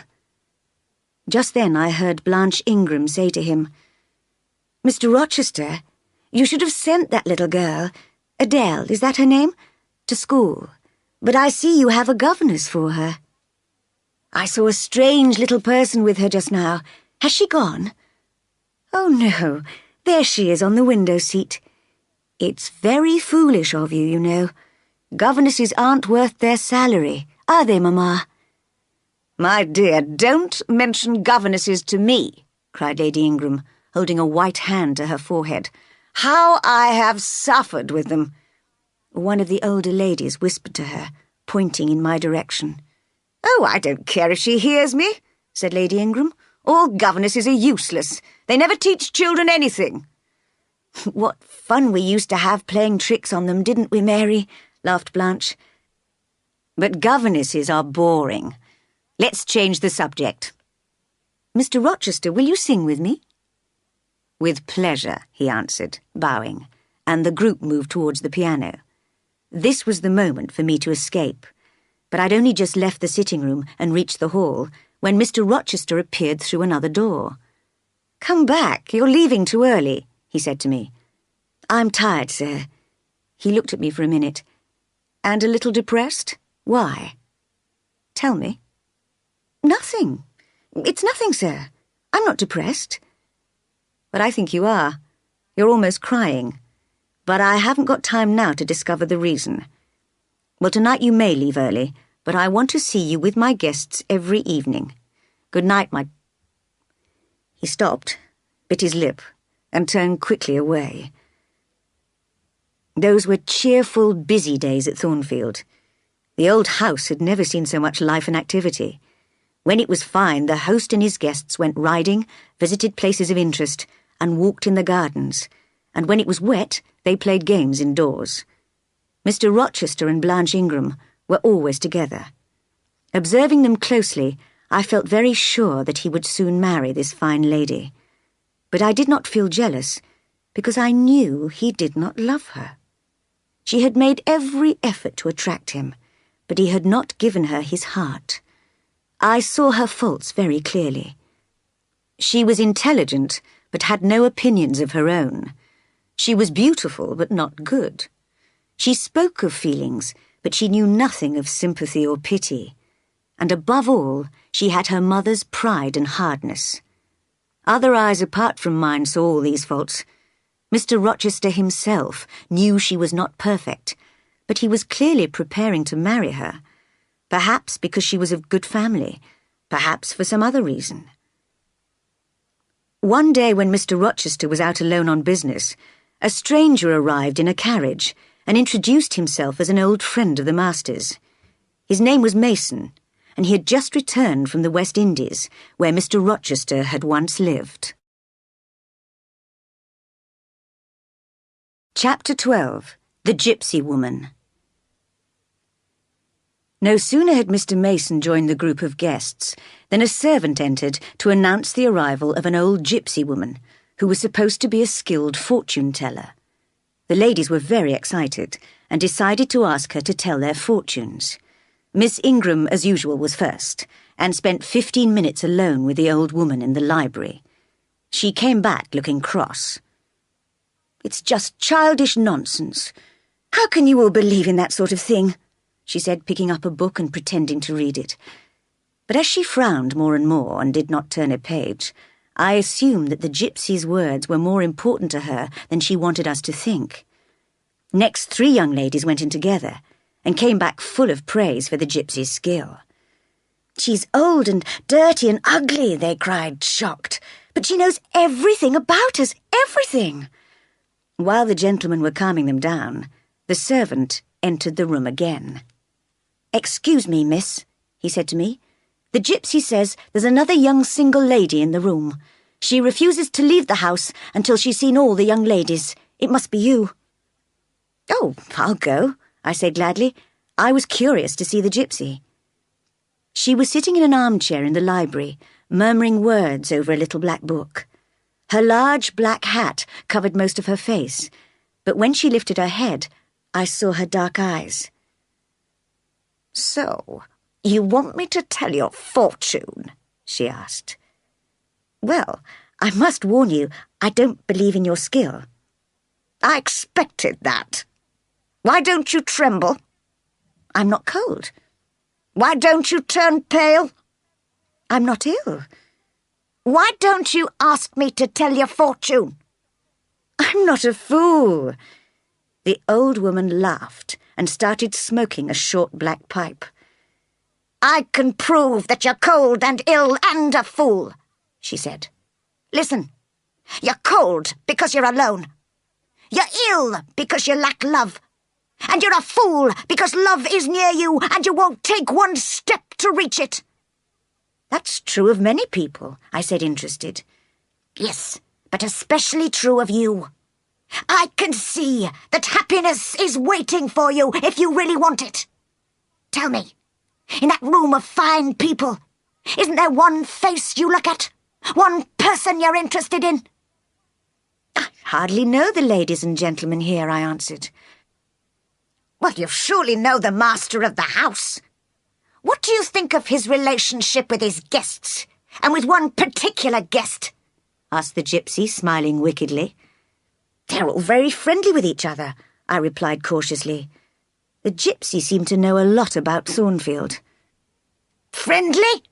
I'd say more than that. In fact, I'd go so far as to mention the name of Blanche Ingram and the word marriage. They will obviously be an extremely happy couple, although I told Miss Ingram something about the Rochester property which made her look quite depressed. If a wealthier gentleman comes along, Mr. Rochester might lose his beautiful bride." "But I came to hear about my future, not Mr. Rochester's." "It depends on whether you're going to stretch out your hand for happiness. Let me look at your face. Your eyes and your mouth show me that feelings are important to you. But your forehead shows me that common sense is your main guide in life. You will never do anything wrong or shameful. Well, I respect that. I don't want sacrifice or sorrow in my life. I want..." "But that will do. I'd like to stay here looking at you forever, but I must stop acting now." Was I dreaming? What was happening? The old woman's voice had changed and become as familiar to me as my own. "Well, Jane, do you know me?" asked the familiar voice, and struggling with the old clothes, Mr. Rochester stepped out of his disguise. "Sir, you've been talking nonsense to make me talk nonsense. It's hardly fair." "Do you forgive me, Jane?" "I shall try to, sir, but you shouldn't have done it." "What are my guests doing, Jane?" "Discussing the gypsy, I imagine. Oh, and did you know that a stranger has arrived to see you?" "A stranger? I wasn't expecting anyone. Who can it be?" "His name's Mason, sir, and he comes from the West Indies." The smile froze on Mr. Rochester's lips, and his face went white. Mason? The West Indies? He repeated 3 times. Do you feel ill, sir? I asked, worried. Jane, help me, he murmured, almost falling. I helped him to sit down and sat with him. He took my hand and rubbed it gently. I wish I were on an island with you and nobody else, with no trouble or danger or terrible memories to make me suffer. How can I help you, sir? I'd give my life to help you. Jane, if I need help, I'll ask you, I promise. Get me a glass of wine now. I fetched one from the dining room and gave it to him. He looked less pale, but very stern. Jane, if all those fine guests of mine came and spat at me, what would you do? He asked. Turn them out of the house, sir, if I could. But if they only looked at me coldly and whispered behind their hands about me, and then left me one by one, I'd stay with you, sir, to comfort you. And if the whole world disapproved of me, would you still stay with me? If you deserved my friendship, as I'm sure you do, I wouldn't care about other people's disapproval. Thank you, Jane. Now go and ask Mr. Mason to come and see me. So I did, and leaving the 2 men in the library, went to bed. Much later I heard him showing Mr. Mason to his bedroom, and was glad that Mr. Rochester sounded so cheerful. Chapter 13. The Stranger is Attacked. I was woken by the full moon shining in on me, as I had forgotten to draw my curtains. Suddenly, a wild, terrible cry broke the silence, echoing throughout the house. My heart missed a beat. What could it mean? It came from the top floor. Then I heard the sounds of a desperate struggle just above my room. Help! Help! Help! Won't anyone help me? Rochester! Rochester! For God's sake, come! Shouted a voice from upstairs. Bedroom doors were opened as the guests woke up. What's happening? Fetch a candle. Is it a fire? Are there burglars? Where's Rochester? He isn't in his room. Here I am, called the master of the house, descending with a candle from the top floor. It's all right. Don't be afraid, ladies. A servant's had a bad dream, that's all, and started screaming. Nothing to worry about. Please go back to your rooms. You'll catch cold otherwise. And so he calmed his guests and persuaded them to return to their rooms. But I knew that the sounds I had heard could have nothing to do with a servant's dream. So I dressed and waited in my room in case I was needed. After about an hour, when Thornfield Hall was completely silent again, there was a cautious knock on my door. "Are you awake, Jane?" asked the voice I had been expecting. "Yes, sir, and dressed." "Good. I need you. Come and help me. Bring a clean cloth with you." We went quietly up to the top floor, where he unlocked one of the small black doors. "Do you feel faint at the sight of blood?" he asked. "I don't think so," I replied. We entered a room with curtains hung on the walls. One of the curtains was tied back to reveal a secret door into another small room. From there came an angry growling sound, almost like a dog. "Wait here," said Mr. Rochester, and went into the secret room, where a shout of laughter greeted him. Oh, so Grace Poole was there. He came out quickly and closed the secret door. Then he showed me why he needed me.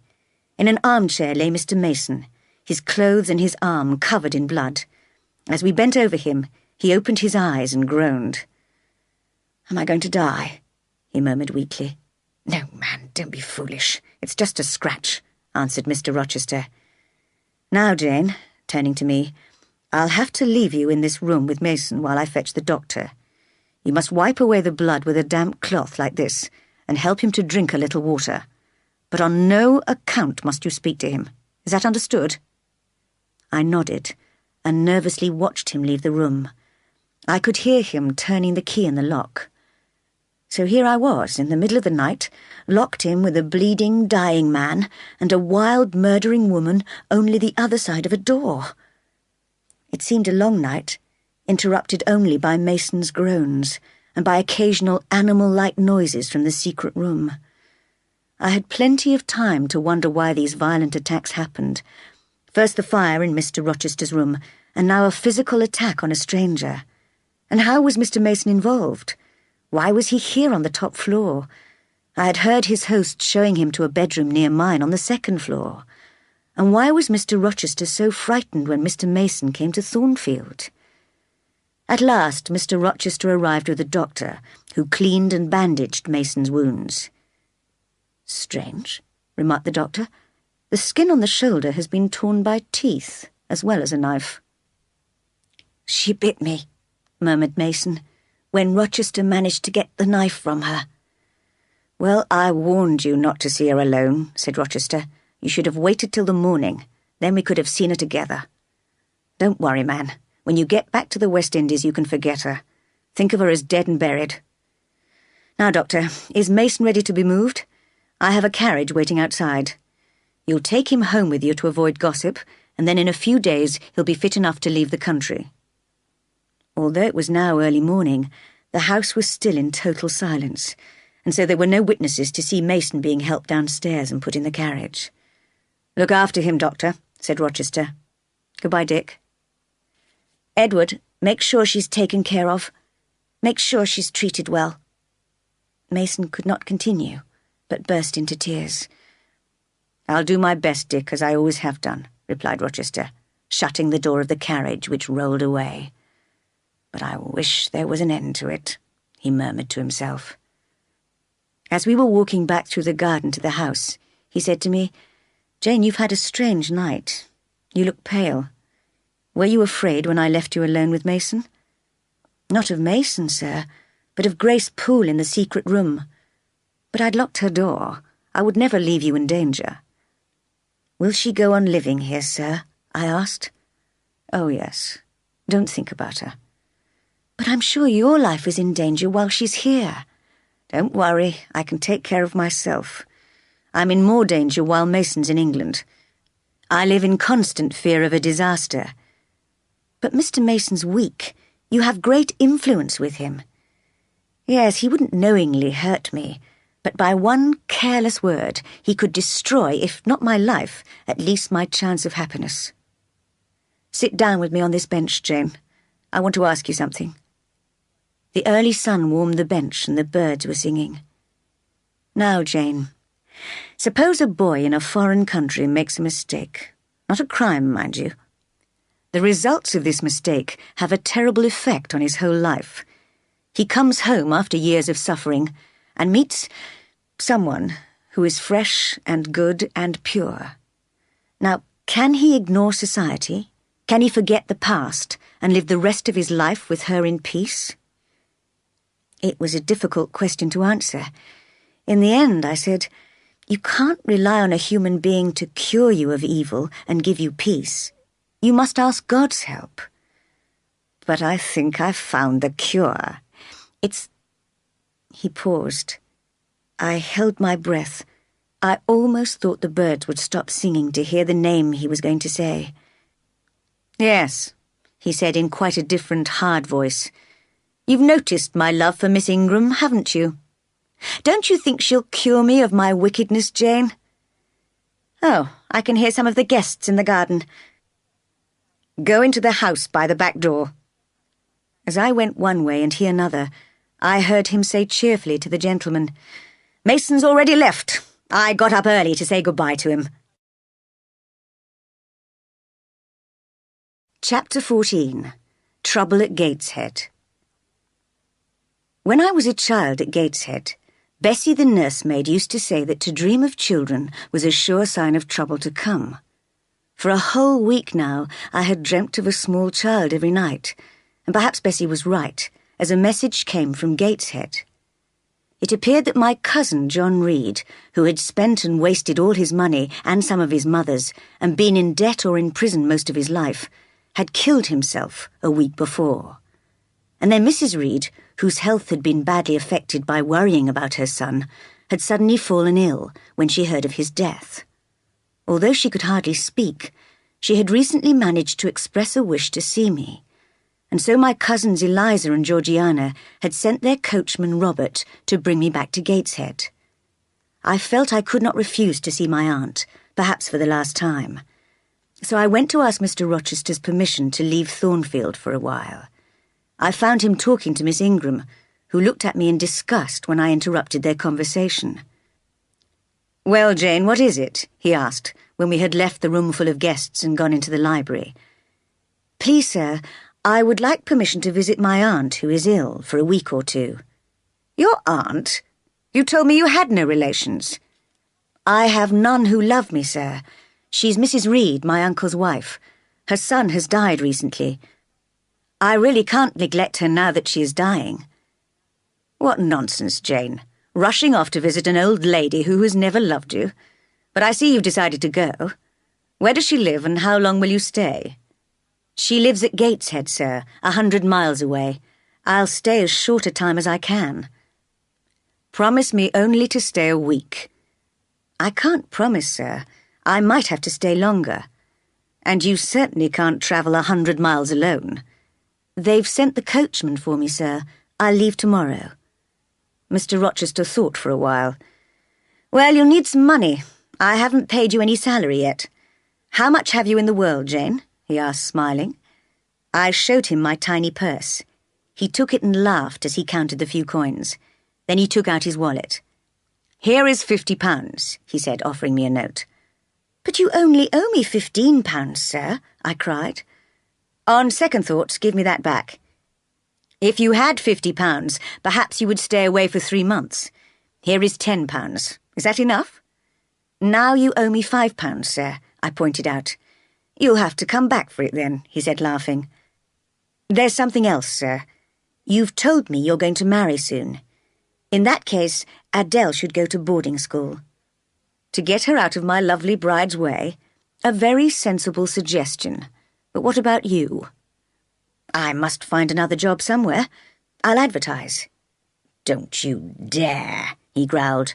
"Promise me, Jane, not to look for another job. I'll take care of that." "I'll promise, sir, if you promise that Adele and I will be out of your house before your bride enters it." "Very well. And now we must say goodbye." "Goodbye, Mr. Rochester." I set out early the next morning and travelled all day. As I approached Gateshead Hall, I realised it was 9 years since I had left it. In that time I had made some friends, gained much self-confidence, and finally lost my hatred of the Reeds. I was delighted to see my old friend Bessie again. She had married Robert the coachman and was very busy with her 3 young children. The house itself had not changed at all, but my cousin certainly had. Eliza was now very tall and thin, with a rather sour face, dressed in very plain clothes, and with a cross hanging round her neck. Georgiana, on the other hand, was still pretty but very fat, and wore extremely fashionable clothes. They did not seem pleased to see me. In fact, they more or less ignored me, but I hardly noticed their rudeness.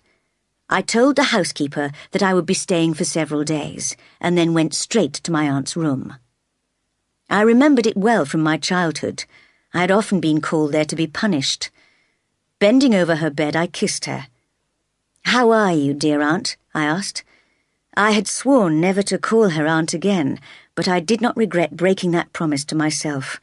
I held her hand. "Are you Jane Eyre?" she asked.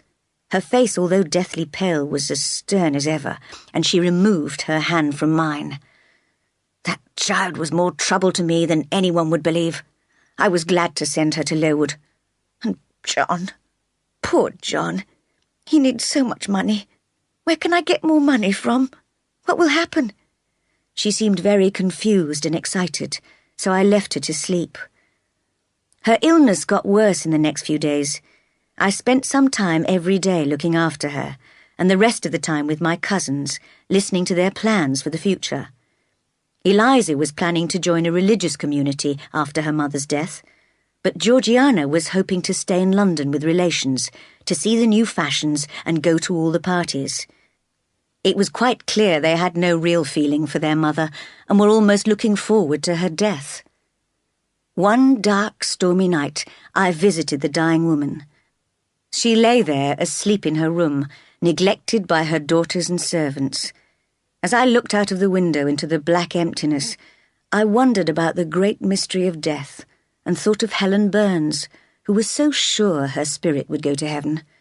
Would my aunt's spirit go there too? "Who are you?" I heard the sick woman murmuring. "I wanted to see Jane Eyre.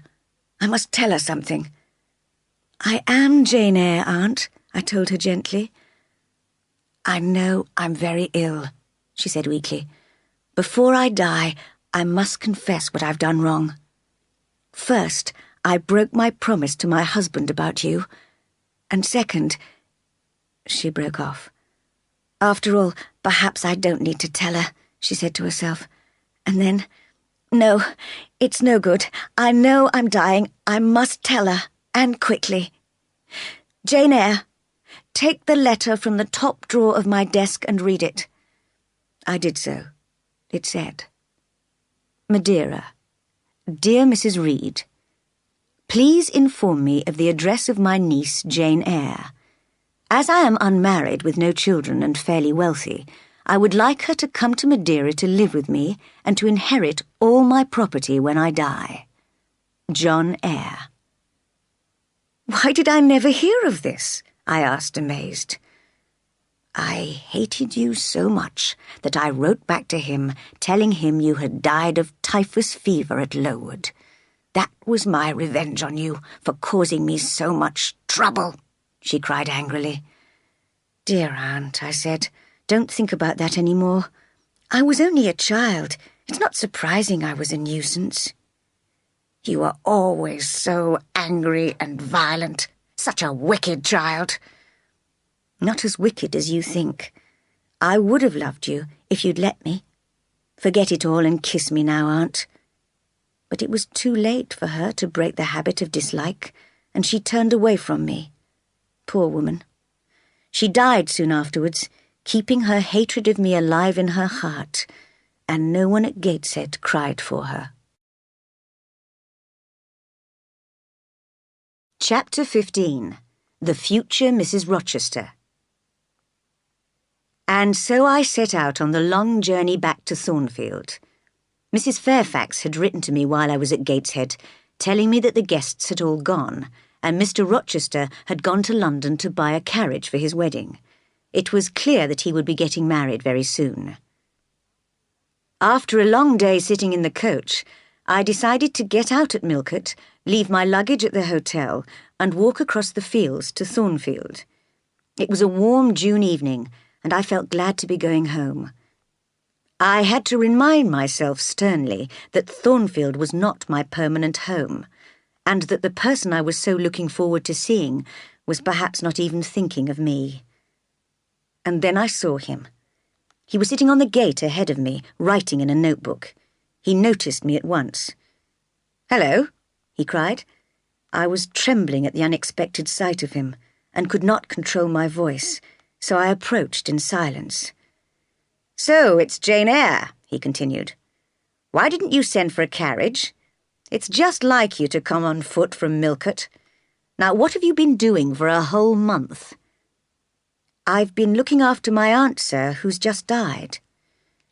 "You come from another world, Jane, from the world of the dead.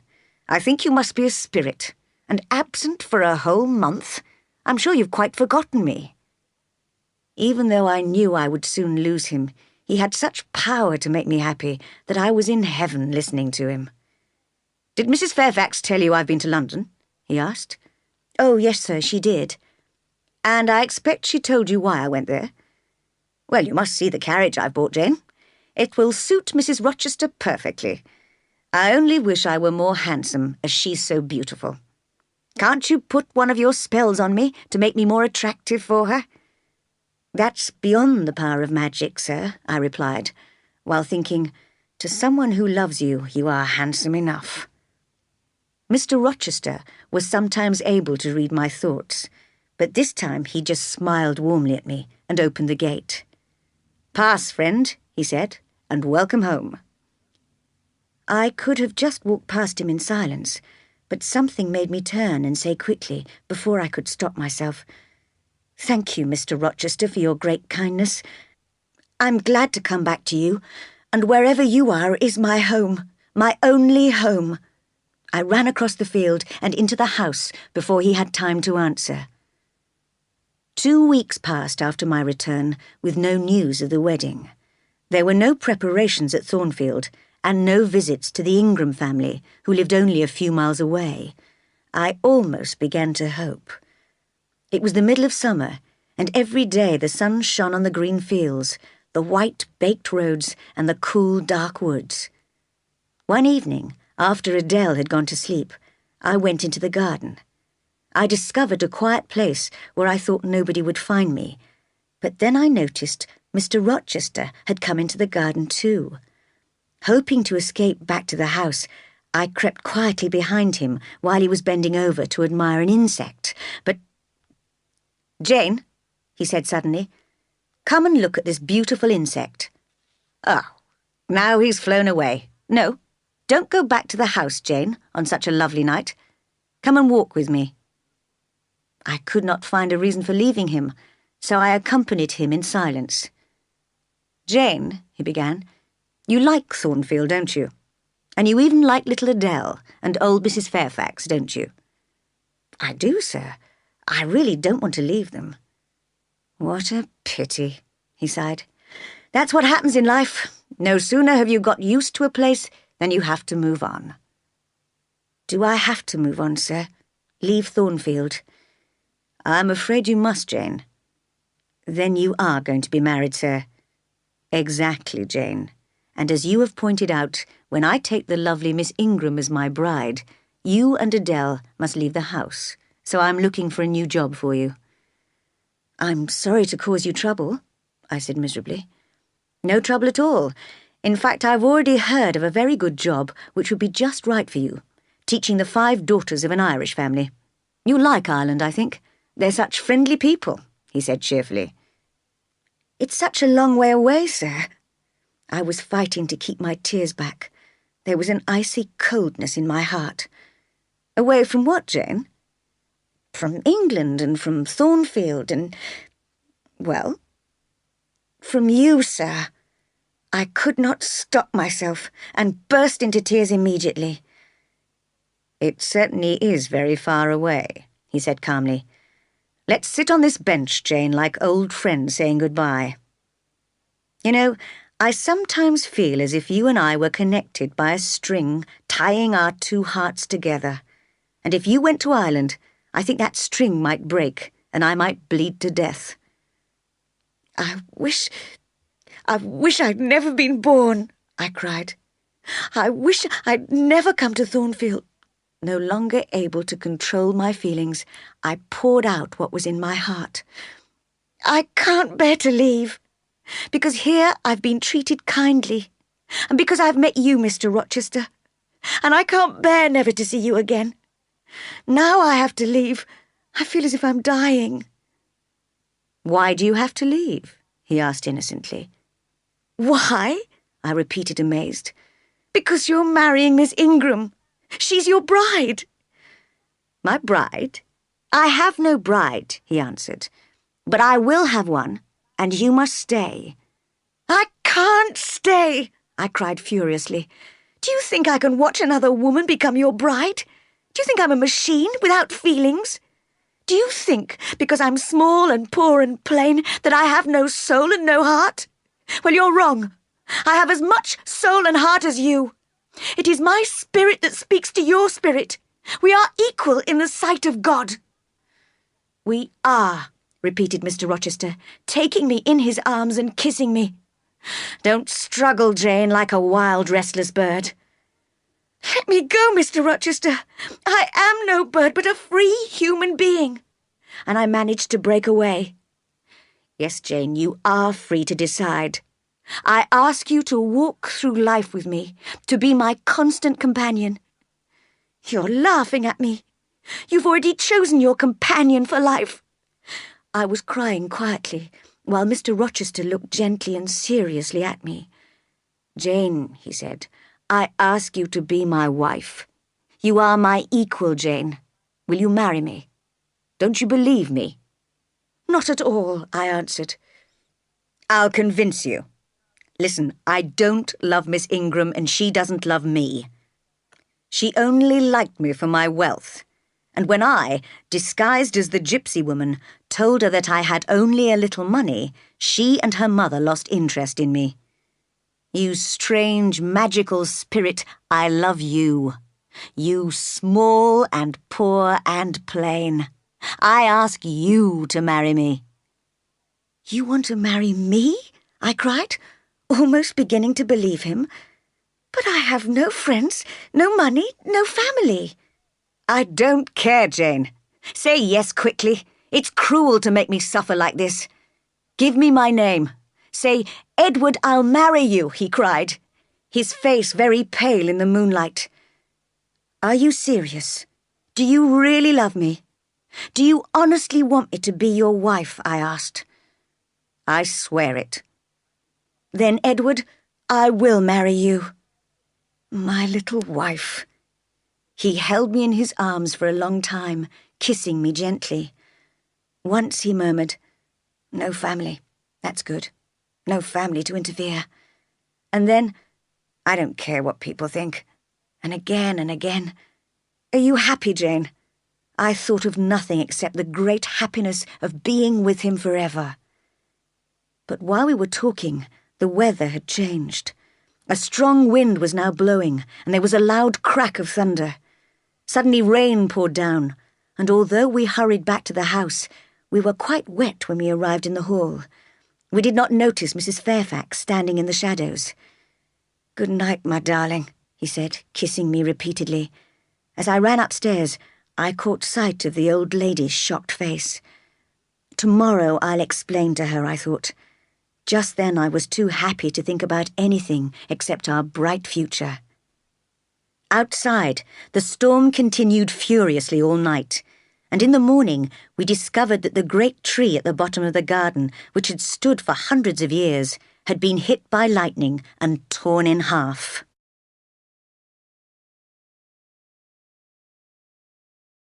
Chapter 16. Preparing for the Wedding. I was a little nervous before seeing Mr. Rochester next morning. Was I really going to marry him, or was it all a dream? But I soon felt calmer when he came to meet me and kissed me. "Jane, you look well and smiling and pretty," he said. "You will be Jane Rochester in 4 weeks' time, not a day more. I'll send for my family jewels, which are kept in a London bank. They are for my bride, whether she's a great lady or a governess." "Oh, no, sir," I cried. "I'm too plain for jewels. I'm not used to wearing them." "I insist, Jane. Today I'm taking you in the carriage to Millcote to buy some elegant clothes. In a month's time we'll have a quiet wedding in the local church, and after a few days in London we'll travel through all the countries of Europe." "Well, sir, you seem very eager to please me, but I wonder if you will agree to a request of mine." "Ask me anything, Jane, anything." "Indeed I will. This is my request. I ask you not to give me jewels and fine clothes." "If that's really your wish, I agree. But can't you think of anything I can give you?" "Well, I'd like you to give me the answer to a question." He looked worried and turned away from me. "Curiosity is dangerous," he said. "I may not be able to agree to this particular request. But what is it?" "How stern you look. I suppose that's how you will look when we're married. This is what I want to know. Why did you take such trouble to make me believe you wished to marry Miss Ingram?" He stopped frowning at once and smiled down at me. "Is that all? What a relief. All right. I shall have to confess, although you may be angry with me, Jane. As angry as you were last night when you told me we were equal. Well, I pretended to love Miss Ingram, to make you madly jealous. I wanted you to be as much in love with me as I was with you. And I suppose you didn't care at all about poor Miss Ingram's feelings. She only has one feeling, pride. Were you jealous, Jane? Never mind, Mr. Rochester. One more request. Please explain everything to Mrs. Fairfax. She looked so shocked last night." When I visited the old housekeeper later that day, I found she was amazed by the news that I was going to marry the master. Never have thought it, she kept repeating. Mr. Rochester so proud and such a gentleman, to marry his governess. She examined me closely, as if to discover the reason for this strange event, and shook her head, still puzzled. He's 20 years older than you. He could be your father. No, indeed, Mrs. Fairfax, I replied crossly. He looks much younger than that. Is he really going to marry you for love? She asked. I was so hurt by her amazement that tears came to my eyes. Why? I asked. Do you think he couldn't possibly love me? No, Miss Eyre, but you must realise that this is a very unusual situation. You must be careful of your reputation. I advise you to keep him at a distance until you are married.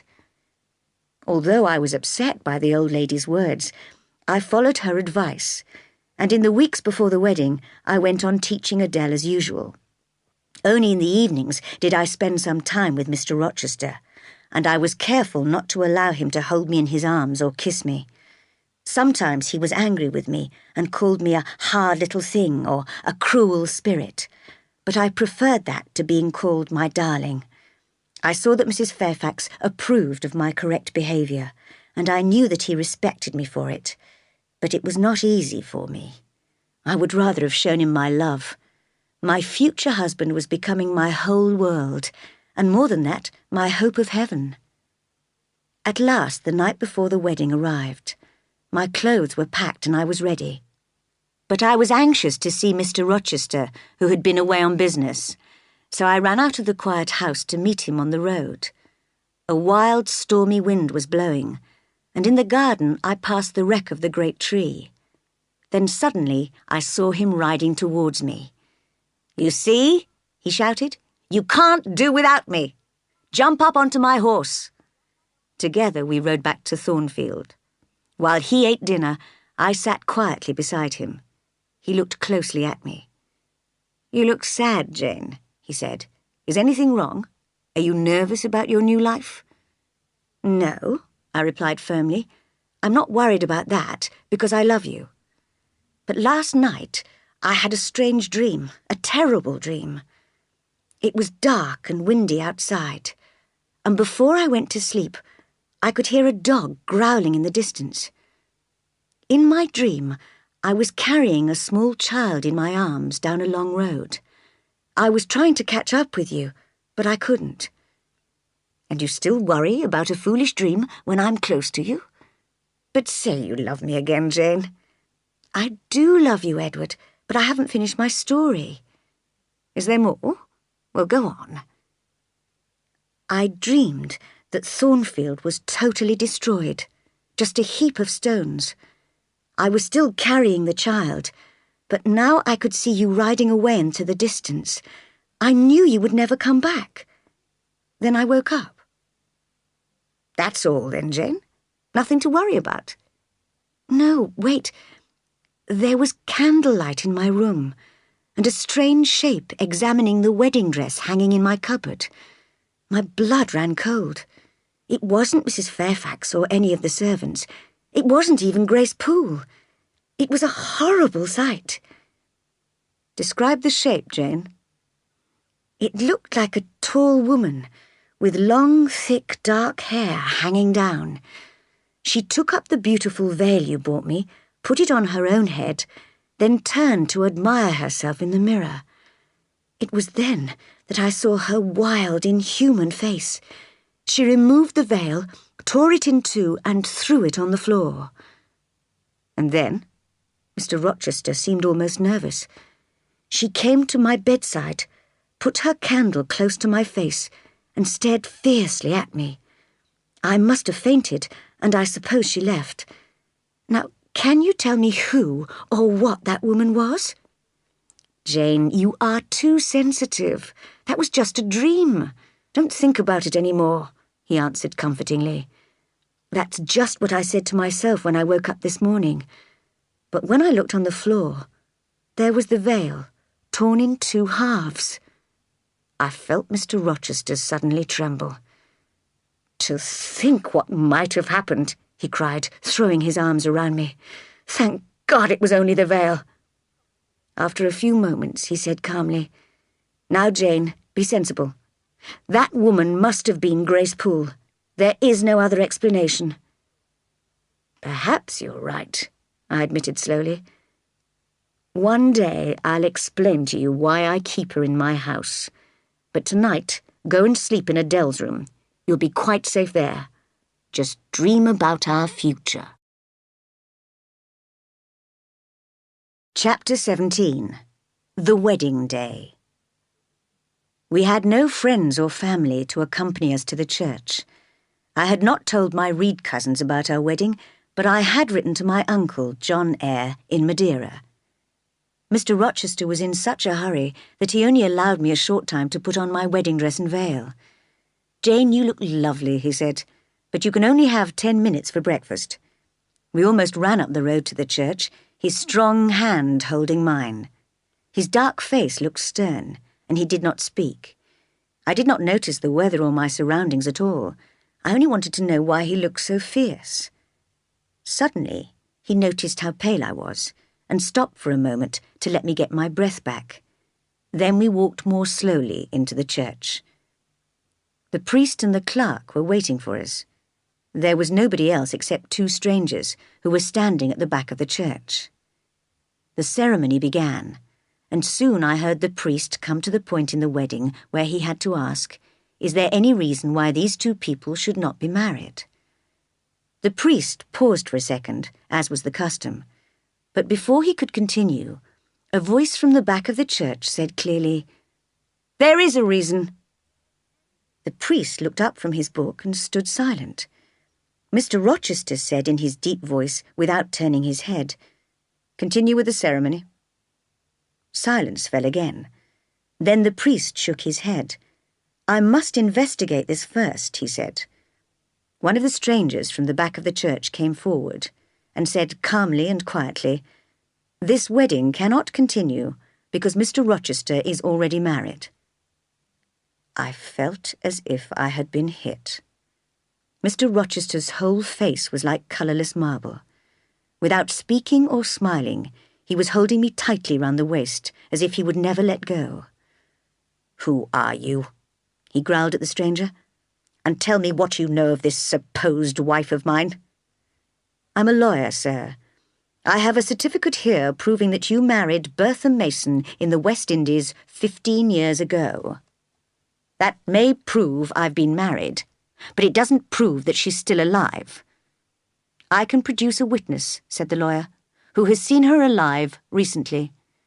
"Produce him or go to hell," said Mr. Rochester. "Here he is. Mr. Mason," called the lawyer. And the second stranger slowly approached from the shadows, his pale face looking frightened. Mr. Rochester, staring furiously at him, raised his strong right arm to knock him down. "No!" cried Mason, trembling. Mr. Rochester dropped his arm and turned away in disgust. "Sir," said the priest, frowning, "don't forget we are in the house of God. Mr. Mason, please tell us if this gentleman's wife is still alive." "She's at Thornfield Hall," replied Mason in a weak voice. "I'm her brother, and I've seen her there." "Thornfield Hall?" cried the priest. "I've lived here for years, and I've never heard of a Mrs. Rochester." "I was careful to keep her a secret," murmured Mr. Rochester, frowning. After a few minutes' thought, he announced, "I must reveal the truth, I suppose. There will be no wedding today. No doubt God will punish me for this. What this lawyer says is true. I've been married, and my wife still lives.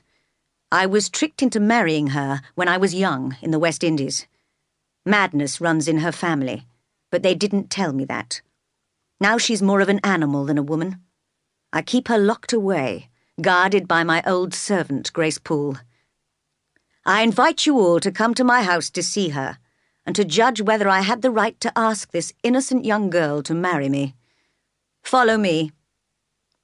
Still holding me firmly, he left the church, followed by the others. At the door of Thornfield Hall, Mrs. Fairfax, Adele, and the servants rushed forward, smiling, to congratulate us. "Too late," cried the master, waving them away. Your congratulations are 15 years too late." We all went up to the top floor and entered the room where Mason had been attacked. Mr. Rochester lifted the curtain, opened the secret door, and showed us the little room. Grace Poole was making soup over a fire, and behind her a shape crawled on the floor. It was hard to say whether it was animal or human. It growled like a wild animal, but it wore clothes and had long, thick, dark hair. "How are you, Mrs. Poole?" asked the master. "And how is your patient today?" "Not bad, sir," answered Grace. "But be careful. She'll try and bite you if she sees you, sir." Just then the shape turned, and with a fierce cry attacked Mr. Rochester violently. I recognized her dark, ugly face. They struggled for a moment, and then he held her down and, with Mrs. Poole's help, tied her to a chair. He turned to the others with a bitter smile. "You see, gentlemen, this is my wife.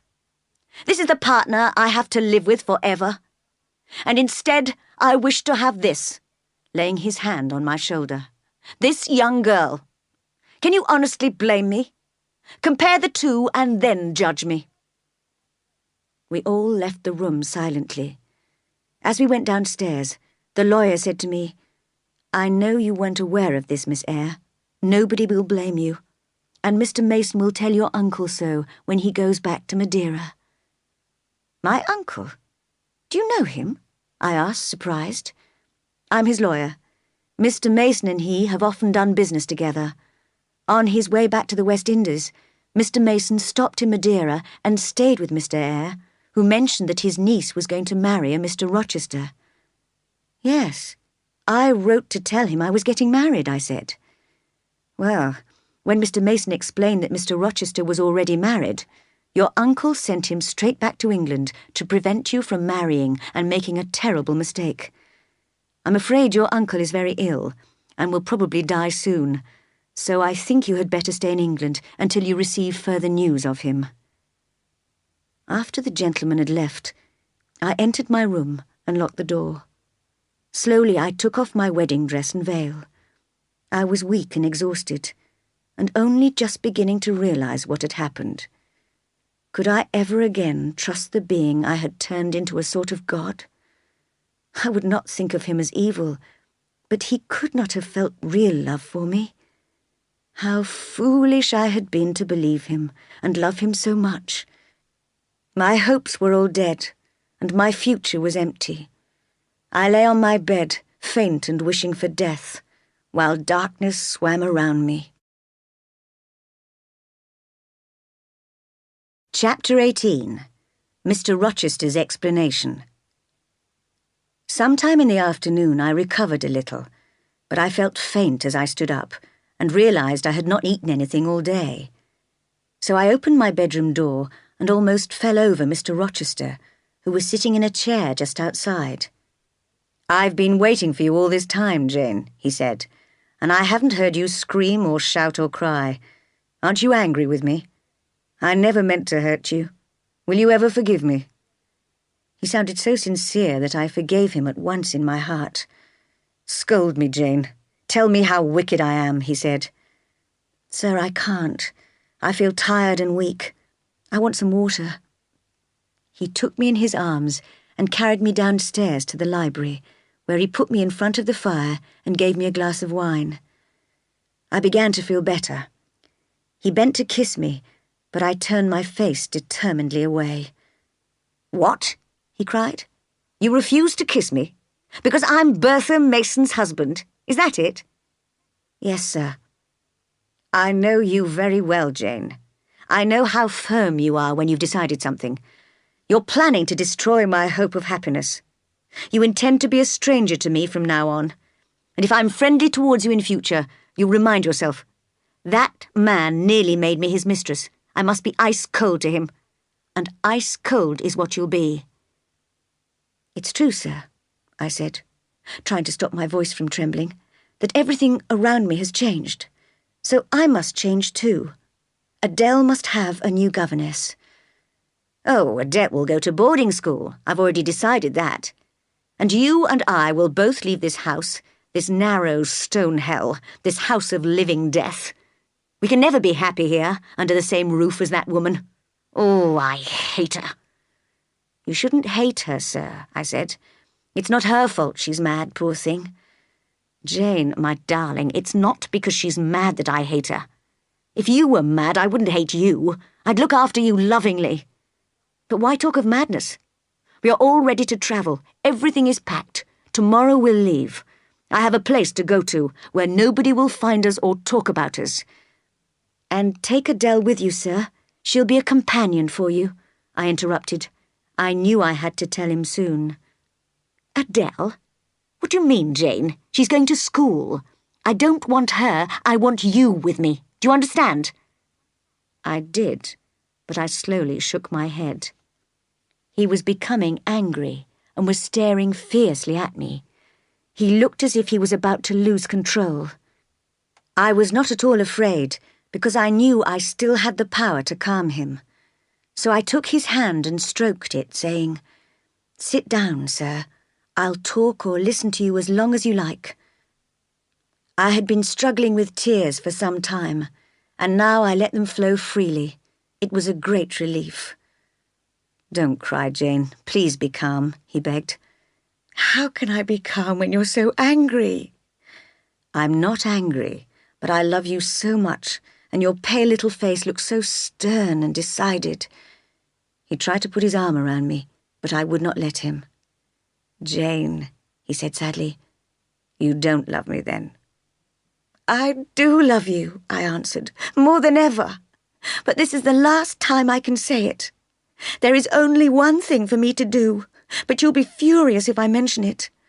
"Oh, mention it. If I'm angry, you can always burst into tears," he said with a half-smile. "Mr. Rochester, I must leave you. I must start a new life among strangers." "Of course. I told you we would leave. I'll ignore that nonsense about you leaving me. You'll be Mrs. Rochester, and I'll be your husband until I die. We live happily and innocently together in a little white house I have in the south of France. Jane, don't shake your head or I'll get angry." "Sir, your wife is alive," I dared to say, although he was looking aggressively at me. "And if I lived with you like that, I'd be your mistress." "I'm a fool," he said suddenly. "I haven't told you the whole story. Oh, I'm sure you'll agree when you know everything. Listen, Jane, you know that my father loved money very much." "I heard someone say that, yes, sir." "Well, he hated the idea of dividing the family property, so he left it all to my elder brother. But that meant I would be poor unless I married a rich wife. So he decided I should marry Bertha Mason, the daughter of his wealthy friend, Jonas Mason.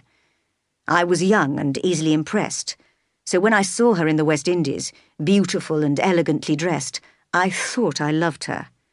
What a fool I was then. After the wedding, I learned that my bride's mother and younger brother were both mad. Dick Mason will probably be in the same state one day. My father knew all this, but did not tell me. I soon found that Bertha and I had nothing in common. Not only was she coarse and stupid, her madness also made her violent. I lived with her for 4 years. By now my father and brother were dead, so I was rich, but I considered myself poor because I was tied to a mad wife until death." "I pity you, sir. I do pity you." "Pity, Jane, is an insult from some people, but from you I accept it as the mother of love. Well, I had moments of despair when I intended to shoot myself, but in the end I decided to bring the madwoman back to Thornfield Hall, where nobody knew that we were married. She has lived here ever since. Even Mrs. Fairfax and the servants don't know the whole truth about her. But although I pay Grace Poole well and trust her absolutely, she sometimes drinks too much and allows the creature to escape. Twice she's got out of her room at night, as you know. The first time she nearly burnt me in my bed, and the second time she visited you, and must have been reminded of her own wedding day by seeing your wedding dress." "And what did you do, sir, when you had brought her here?" "I travelled all over Europe, Jane. I was looking for a good and intelligent woman to love. But you couldn't marry, sir, I interrupted. I believed I could. I thought I might find some reasonable woman who would understand my case and accept me. Well, sir, did you? Not in Europe, Jane, where I spent 10 long years looking for an ideal. I tried taking mistresses like Celine, the French dancer, but finally, bitter and disappointed with my wasted life, I returned to Thornfield on a frosty winter afternoon. And when my horse slipped and fell on the ice, a little figure appeared and insisted on helping me. In the weeks that followed, I began to depend on that bird-like little figure for my happiness and new interest in life. Don't talk any more of the past, sir, I said, wiping a secret tear from my eye.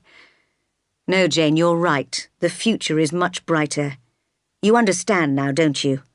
I've wasted half my life in misery and loneliness, but now I've found you.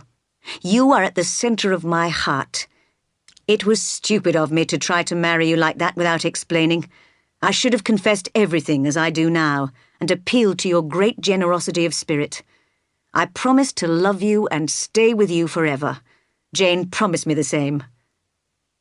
A pause. Why are you silent, Jane? This was a terrible moment for me. In the struggle and confusion that was going on in my heart, I knew that he loved me and I loved him, but I also knew that I must leave him. Jane, just promise me I will be yours. Mr. Rochester, I will not be yours. Another pause. Jane, he said with a gentleness that cut into my soul. Jane, do you intend us to live apart forever? I do.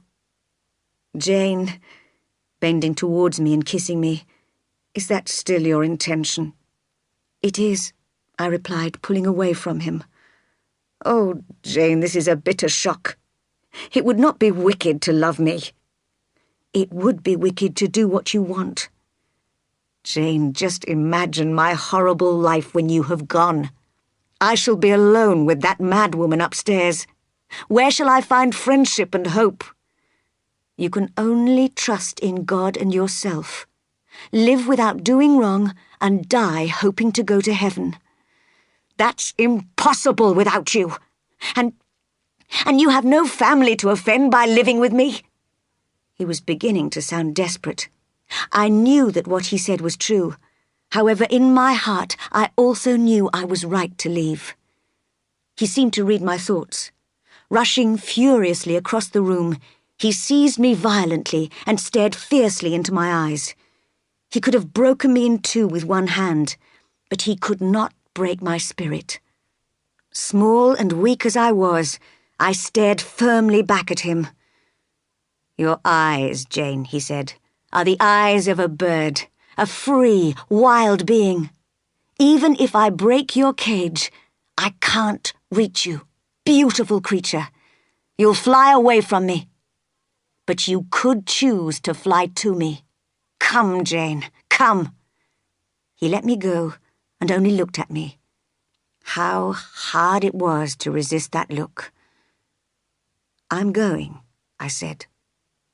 Does my deep love mean nothing to you? Oh, Jane, my hope, my love, my life. And he threw himself despairingly on the sofa. I had reached the door, but I could not leave. I walked back, bent over him, and kissed his cheek. Goodbye, my dear master, I said. May God protect you. Without your love, Jane, my heart is broken, he said. But perhaps you will, so generously, give me your love after all. He jumped up, with hope in his eyes, holding out his arms to me, but I turned and ran out of the room.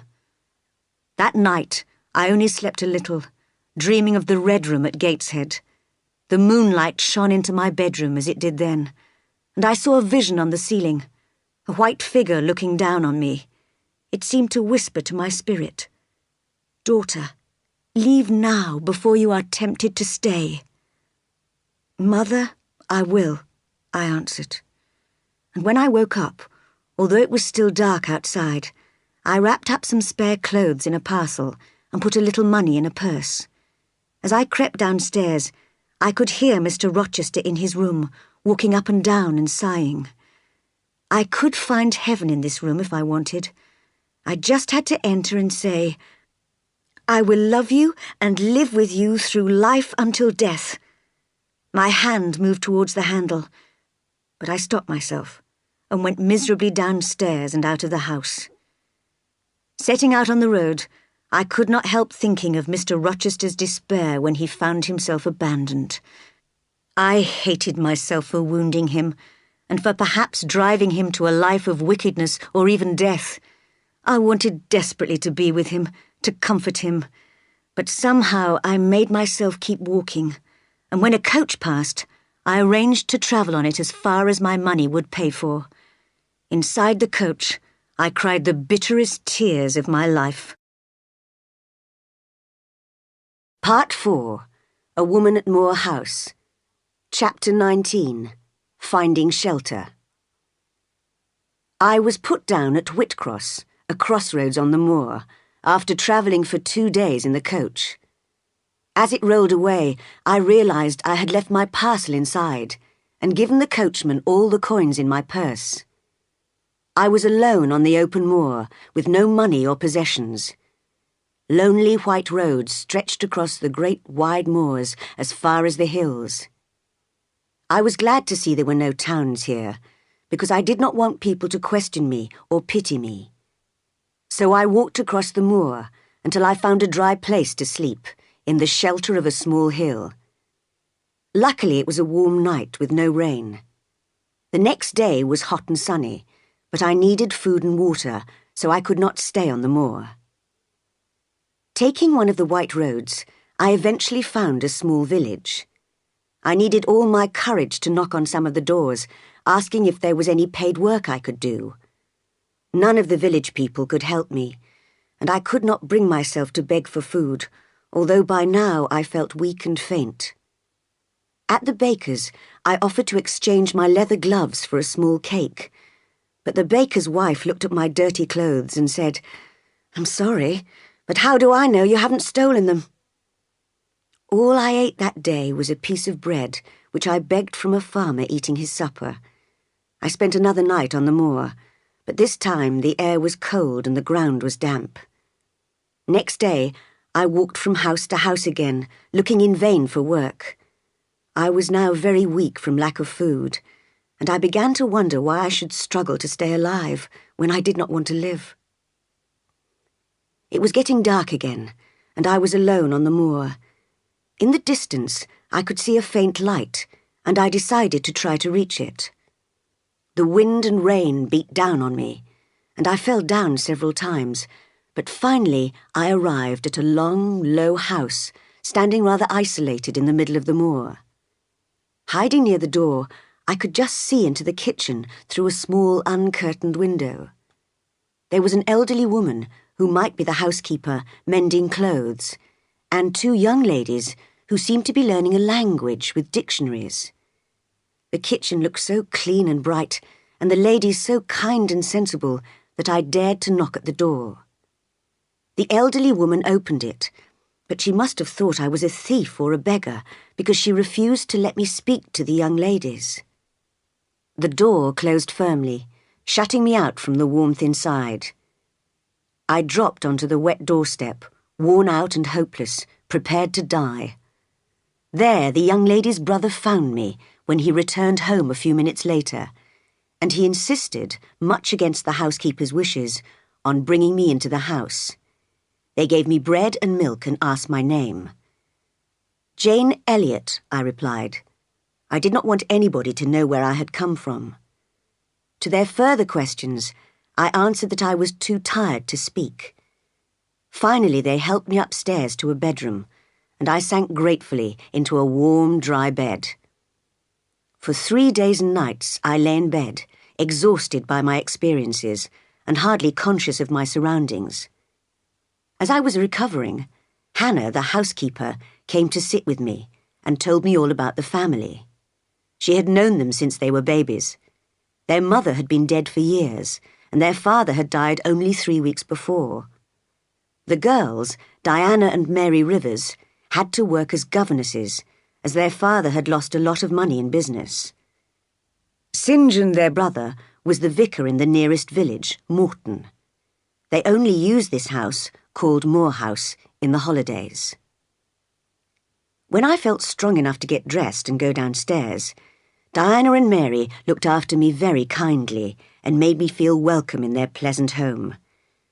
Their brother, however, seemed stern and cold. He was between 28 and 30, fair-haired and extremely handsome. Diana and Mary were curious about my past, but sensitive enough to avoid asking questions which would hurt me. St. John, on the other hand, made determined efforts to discover who I was, but I, just as firmly, refused to explain more than necessary. I told them only that after attending Lowood School, I became a governess in a wealthy family where an unfortunate event, not in any way my fault, caused me to run away. That was all I was prepared to say. I offered to do any kind of work, teaching, sewing, cleaning, so that I could become independent again. St. John approved of my keenness to work and promised to find me some paid employment. Chapter 20. A New Home. I spent a month at Moor House in an atmosphere of warm friendship. I learned to love what Diana and Mary loved, the little old grey house, the wild open moors around it, and the lonely hills and valleys where we walked for hours. I read the books they read, and we discussed them eagerly. Diana started teaching me German, and I helped Mary to improve her drawing. We three shared the same interests and opinions, and spent the days and evenings very happily together. However, St. John hardly ever joined in our activities. He was often away from home, visiting the poor and the sick in Morton.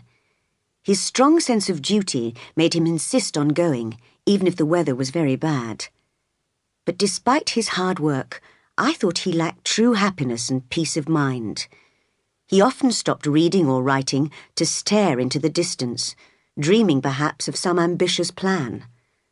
Once I heard him speak at a church service in Morton, and although he was an excellent speaker, there was a certain bitterness and disappointment in his words. He was clearly not satisfied with his present life. The holiday was coming to an end. Soon Diana and Mary would leave Moor House to return to the wealthy families in the south, where they were both governesses, and St. John would go back to the vicar's house in Morton, with Hannah, his housekeeper. Although his cold manner made it difficult for me to talk to him, I had to ask him whether he had found any employment for me. "I have," he answered slowly, "but remember, I'm only a poor country vicar and can't offer you a job with a high salary, so you may not wish to accept it. There's already a school for boys in Morton, and now I want to open one for girls, so I've rented a building for it with a small cottage for the schoolteacher.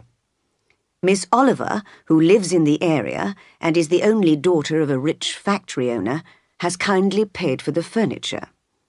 Will you be the schoolteacher? You would live in the cottage rent-free and receive £30 a year, no more." I thought about it for a moment. It was not as good as being a governess in an important family, but at least I would have no master. I would be free and independent. "Thank you, Mr. Rivers. I accept gladly," I replied. "But you do understand?" he asked, a little worried. "It will only be a village school. The girls will be poor and uneducated. You'll be teaching reading, writing, counting, sewing, that's all. There'll be no music or languages or painting." "I understand, and I'll be happy to do it," I answered. He smiled, well satisfied with me. "And I'll open the school tomorrow if you like," I added. "Very good," he agreed. Then, looking at me, he said, "But I don't think you'll stay long in the village." "Why not? I'm not ambitious, although I think you are." He looked surprised. "I know I am, but how did you discover that? No, I think you won't be satisfied by living alone. You need people to make you happy." He said no more. Diana and Mary lost their usual cheerfulness as the moment for leaving their home and their brother came closer. "You see, Jane," Diana explained, "St. John is planning to become a missionary very soon.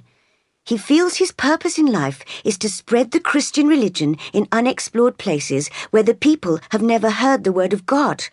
So we won't see him for many years, perhaps never again.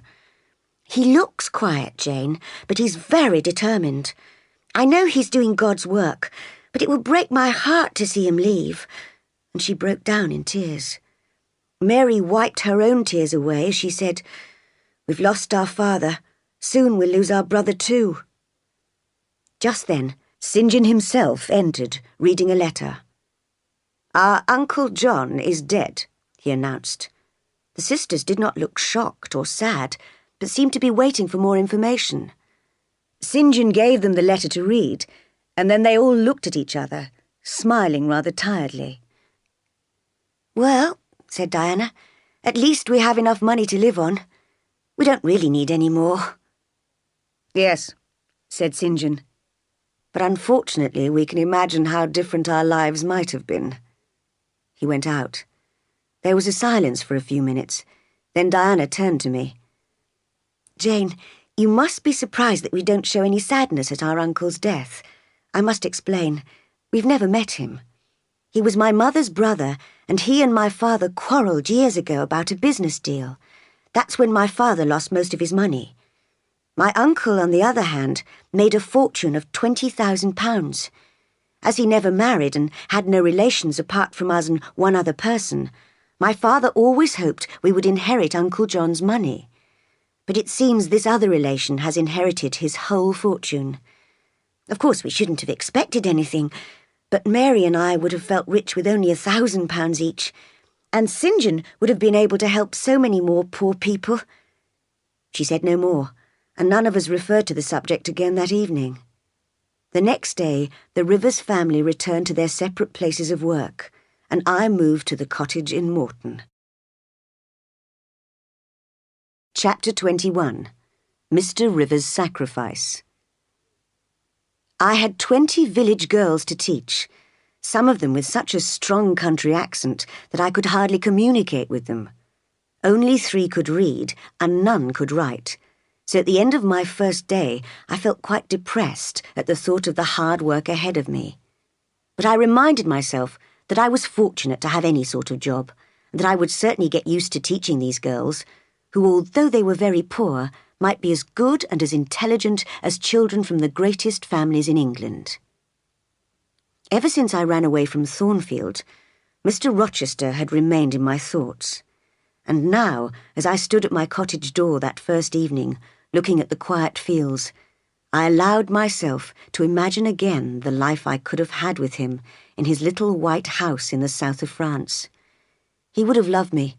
Oh yes, he would have loved me very much for a while. He did love me, I thought.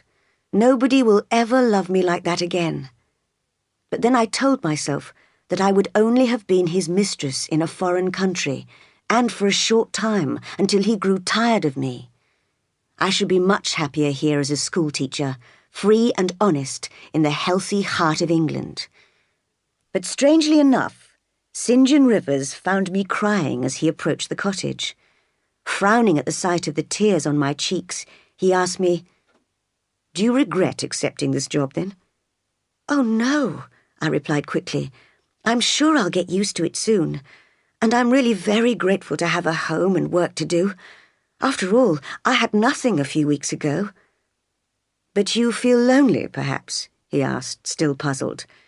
"I haven't had time to feel lonely yet." "Well, I advise you to work hard and not to look back into your past. If something which we know is wrong tempts us, then we must make every effort to avoid it, by putting our energy to better use.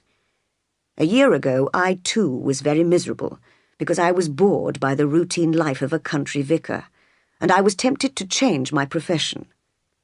But suddenly, there was light in my darkness, and God called me to be a missionary. No profession could be greater than that. Since that moment of truth, I have been perfectly happy, making my preparations for leaving England and going abroad in the service of God. Happy, that is, except for one little human weakness, which I have sworn to overcome." His eyes shone as he spoke of his great purpose in life, and I was listening, fascinated, so neither of us heard the light footsteps approaching the cottage along the grassy path. "Good evening, Mr. Rivers," said a charming voice, as sweet as a bell. St. John jumped, as if hit between the shoulders, then turned slowly and stiffly to face the speaker. A vision in white, with a young girlish figure, was standing beside him. When she threw back her veil, she revealed a face of perfect beauty. St. John glanced quickly at her, but dared not look at her for long. He kept his eyes on the ground as he answered, "A lovely evening, but it's late for you to be out alone." "Oh, Father told me you'd opened the new girls' school, so I simply had to come to meet the new school teacher. That must be you," she said to me, smiling. "Do you like Morton, and your pupils, and your cottage?" I realized this must be the rich Miss Oliver, who had generously furnished my cottage. "Yes, indeed, Miss Oliver," I replied. "I'm sure I'll enjoy teaching here, and I like my cottage very much." "I'll come and help you teach sometimes. I get so bored at home. Mr. Rivers, I've been away visiting friends, you know. I've had such fun. I was dancing with the officers until 2 o'clock this morning. They're all so charming." St. John's face looked sterner than usual, and his lip curled in disapproval as he lifted his handsome head and looked straight into Miss Oliver's laughing eyes. He breathed deeply, and his chest rose, as if his heart wanted to fly out of its cage, but he said nothing, and after a pause, Miss Oliver continued. "Do come and visit my father, Mr. Rivers. Why don't you ever come?" "I can't come, Miss Rosamond." It seemed clear to me that St. John had to struggle with himself to refuse this smiling invitation. "Well, if you don't want to, I must go home then. Goodbye." She held out her hand. He just touched it, his hand trembling. "Goodbye," he said in a low, hollow voice, his face as white as a sheet. They walked away in different directions. She turned back twice to look at him, but he did not turn round at all. The sight of another person's suffering and sacrifice stopped me thinking so much about my own problems. I had plenty of opportunities to observe St. John and Miss Oliver together. Every day, St. John taught one Bible lesson at the school, and Miss Oliver, who knew her power over him, always chose that particular moment to arrive at the school door, in her most attractive riding dress. She used to walk past the rows of admiring pupils towards the young vicar, smiling openly at him. He just stared at her, as if he wanted to say, "I love you, and I know you love me. If I offered you my heart, I think you'd accept. But my heart is already promised as a sacrifice to God." But he never said anything, and she always turned sadly away like a disappointed child. No doubt he would have given the world to call her back, but he would not give his chance of heaven. When I discovered that Miss Oliver's father greatly admired the Rivers family and would have no objection to her marrying a vicar, I decided to try to persuade St. John to marry her. I thought he could do more good with Miss Oliver's money in England than as a missionary under the baking sun in the East. My chance came some weeks later, when he visited me one November evening in my little cottage. He noticed a sketch I had been doing of Miss Oliver and could not take his eyes off it. "I could paint you an exact copy," I said gently, "if you admit that you would like it." "She's so beautiful," he murmured, still looking at it. "I would certainly like to have it." "She likes you, I'm sure," I said, greatly daring, "and her father respects you. You ought to marry her." "It's very pleasant to hear this," he said, not at all shocked by my honesty. "I shall allow myself 15 minutes to think about her." And he actually put his watch on the table and sat back in his chair, closing his eyes. Married to the lovely Rosamond Oliver. Let me just imagine it. My heart is full of delight. And there was silence for a quarter of an hour until he picked up his watch and put the sketch back on the table. "Temptation has a bitter taste," he said, shaking his head. "I can't marry her. You see, although I love her so deeply, I know that Rosamond would not make a good wife for a missionary." "But you needn't be a missionary," I cried. "Indeed I must. It's the great work God has chosen me to do. I shall carry with me into the darkest corners of the world knowledge, peace, freedom, religion, the hope of heaven. That is what I live for, and what I shall die for." "What about Miss Oliver?" I asked after a moment. "She may be very disappointed if you don't marry her." "Miss Oliver will forget me in a month and will probably marry someone who'll make her far happier than I ever could." "You speak calmly, but I know you're suffering." "You are original," he said, looking surprised. He had clearly not imagined that men and women could discuss such deep feelings together. "But believe me, I have overcome this weakness of mine and become as hard as a rock. My only ambition now is to serve God." As he picked up his hat before leaving, something on a piece of paper on the table caught his eye. He glanced at me, then tore off a tiny piece very quickly, and with a rapid "goodbye," rushed out of the cottage. I could not imagine what he had found to interest him so much. Chapter 22. Sudden Wealth. When St. John left, it was beginning to snow, and it continued snowing all night and all the next day. In the evening, I sat by my fire, listening to the wind blowing outside, and had just started reading when I heard a noise. The wind, I thought, was shaking the door. But no, it was St. John, who came in out of the frozen darkness, his coat covered in snow. "What's happened?" I cried, amazed. "I thought nobody would be out in weather like this. What's the matter?" "There's nothing wrong," he answered calmly, hanging up his coat and stamping the snow from his boots. "I just came to have a little talk to you. Besides, since yesterday, I've been eager to hear the other half of your story." He sat down. I had no idea what he was referring to, and remembering his strange behaviour with a piece of paper, I began to fear that he might be going mad. He looked quite normal, however, and we made conversation for a while, although he seemed to be thinking of something else. Suddenly he said, "When I arrived, I said I wanted to hear the rest of your story. But perhaps it's better if I tell the story. I'm afraid you've heard it before, but listen anyway. 20 years ago, a poor vicar fell in love with a rich man's daughter. She also fell in love with him and married him, against the advice of all her family. Sadly, less than 2 years later, the couple were both dead. I've seen their grave. Their baby daughter was brought up by an aunt, a Mrs. Reed of Gateshead. You jumped. Did you hear a noise? I'll continue. I don't know whether the child was happy with Mrs. Reed, but she stayed there 10 years, until she went to Lowood School, where you were yourself. In fact, it seems her life was quite similar to yours. She became a teacher at Lowood, as you did, and then became a governess in the house of a certain Mr. Rochester." "Mr. Rivers," I interrupted, unable to keep silent. "I can imagine how you feel," he replied, "but wait till I've finished. I don't know anything about Mr. Rochester's character, but I do know that he offered to marry this young girl, who only discovered during the wedding ceremony that he was in fact already married to a madwoman. The governess disappeared soon after this, and although investigations have been carried out, and advertisements placed in newspapers, and every effort made to find her, nobody knows where she's gone. But she must be found. Mr. Briggs, a lawyer, has something very important to tell her."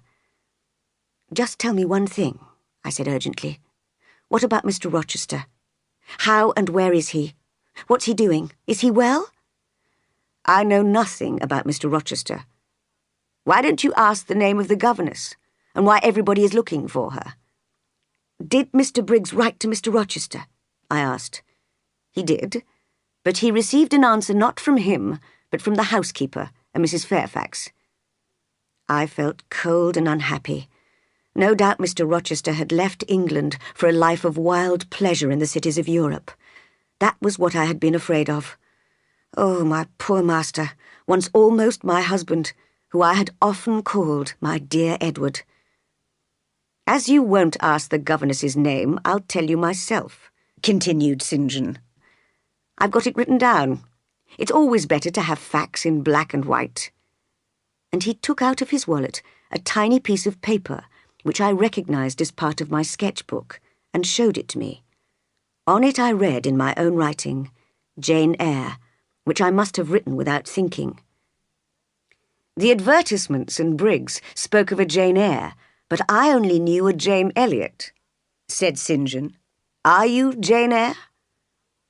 Yes, but doesn't Mr. Briggs know anything about Mr. Rochester?" I asked desperately. "I don't think Briggs is at all interested in Mr. Rochester. You're forgetting the really important thing. Don't you want to know why he's been looking for you?" "Well, what did he want?" I asked almost rudely. "Only to tell you that your uncle, Mr. Eyre of Madeira, is dead. That he has left you all his property, and that you're now rich. Only that, nothing more." Rich? One moment I was poor, the next moment I was wealthy. It was hard to realise my new situation. A fortune brings serious worries and responsibilities with it, which I could hardly imagine. I was sorry to hear that my uncle, my only surviving relation, was dead. However, the inheritance would give me independence for life, and I was glad of that. "Perhaps you would like to know how much you've inherited?" offered St. John politely. "It's nothing much, really. Just £20,000, I think." £20,000? The news took my breath away. St. John, who I had never heard laugh before, actually laughed out loud at my shocked face. Perhaps you've made a mistake," I asked him nervously. "No, there's no mistake. Now I must be leaving. Good night." He was about to open the door when suddenly I called, "Stop! Why did Mr. Briggs write to you in order to find me?" "Oh, I'm a vicar. I have ways of discovering things." "No, that doesn't satisfy me. Tell me the truth," I insisted, putting myself between him and the door. "Well, I'd rather not tell you just now, but I suppose you'll discover it sooner or later. Did you know that my full name is St. John Eyre Rivers?" "No, I didn't. But then what—" And I stopped as light flooded my mind, and I saw clearly the chain of circumstances which connected us. But St. John continued his explanation. "My mother's name was Eyre," he said. "She had 2 brothers, one a vicar who married Miss Jane Reed of Gateshead, and the other John Eyre of Madeira. Mr. Briggs, Mr. Eyre's lawyer, wrote to us telling us that our uncle had died and left all his property, not to us, because of his quarrel with our father, but to his brother's daughter.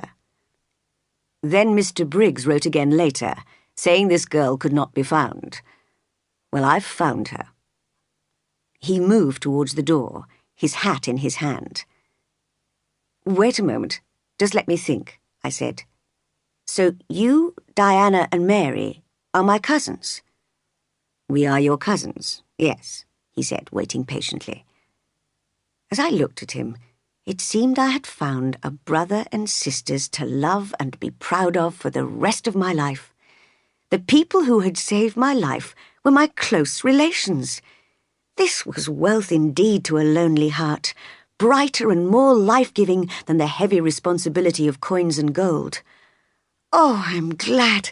I'm so glad!" I cried, laughing. St. John smiled.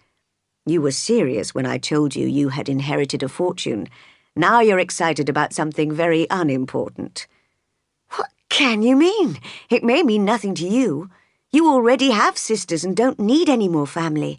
But I had nobody, and now I suddenly have 3 relations in my world, or 2 if you don't want to be counted."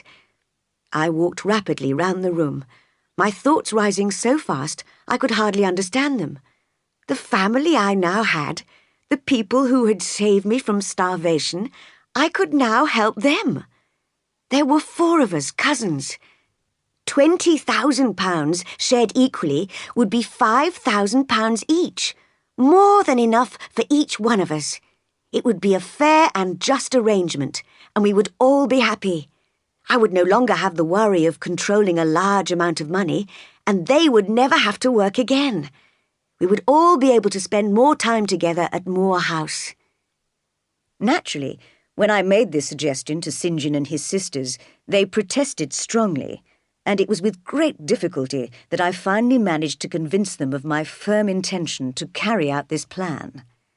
In the end, they agreed that it was a fair way of sharing the inheritance, and so the legal steps were taken to transfer equal shares to all of us. Chapter 23. A Voice from the Past. I promised to stay at Morton School until Christmas, when St. John would be able to find another teacher. He was there when I closed the school for the Christmas holidays. I was quite sorry to have to say goodbye to some of my pupils. "You see what progress they have made, and you've only worked here a few months," he said. "Imagine how much more good you could do if you gave your whole life to teaching." "Yes," I answered, "but I couldn't do it forever. Don't mention school. I'm on holiday now." He looked serious. "What are your plans?" "I want you to let me have Hannah for a few days. She and I are going to clean Moor House from top to bottom and make all the Christmas preparations that you know nothing about, being only a man. Everything must be ready for Diana and Mary when they come home next week for a really wonderful holiday."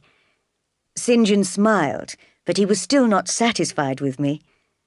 "That's all right for the moment, but I hope, Jane, that you'll look higher than domestic activity and think about a better way of using your energy and intelligence in the service of God." "St. John, I have so many reasons for happiness. I am determined to be happy despite your scolding." That week, Hannah and I worked harder than we had ever worked in our lives before, but at last all was ready.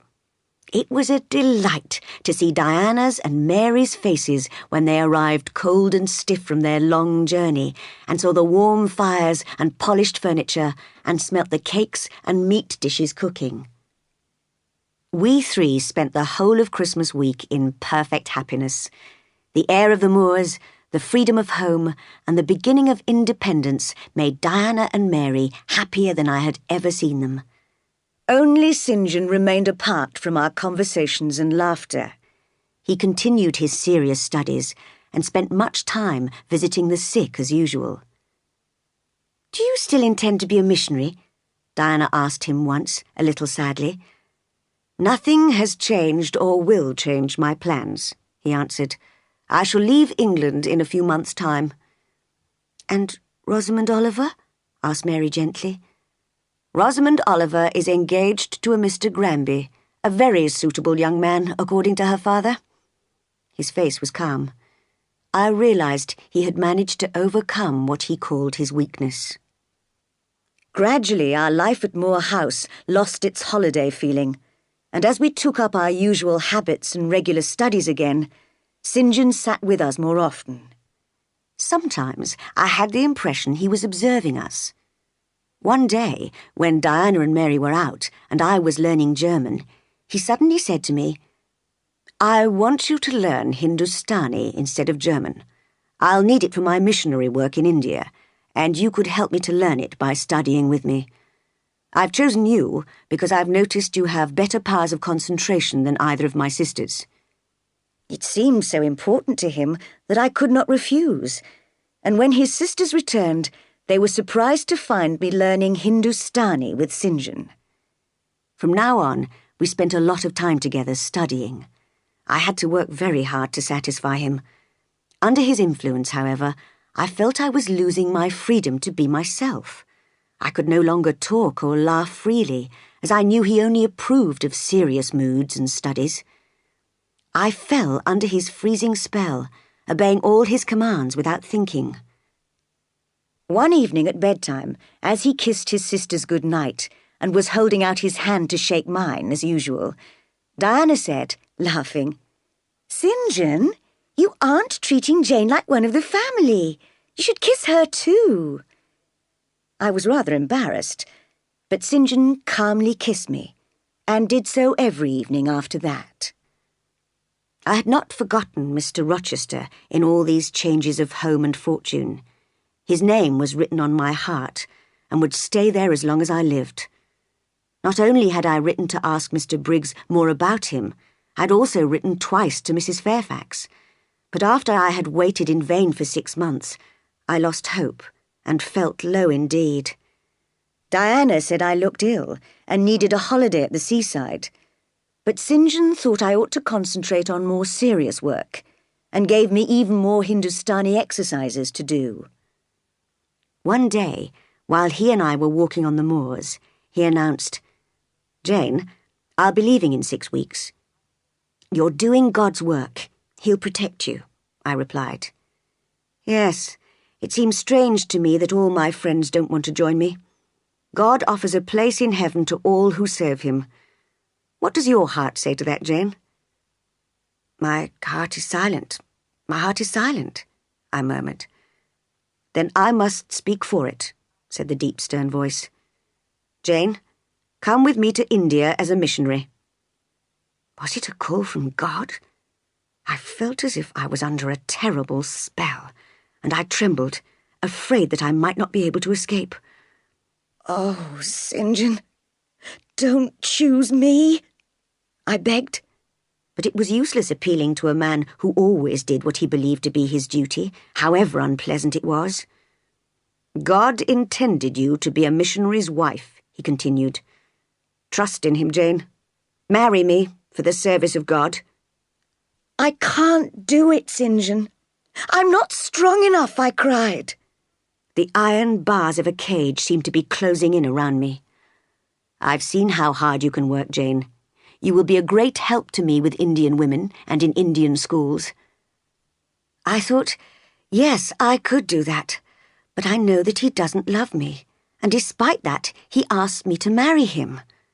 So I said, "I'm ready to go with you to India, but as a sister, not as a wife."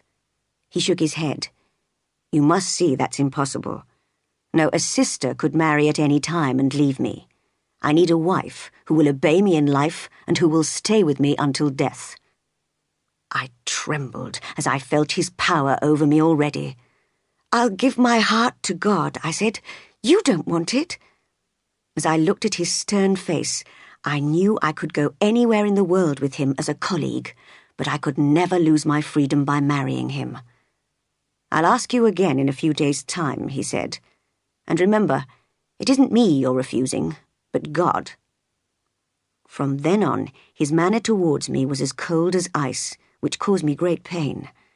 I began to understand how, if I were his wife, this good, religious man could soon kill me without feeling any guilt at all.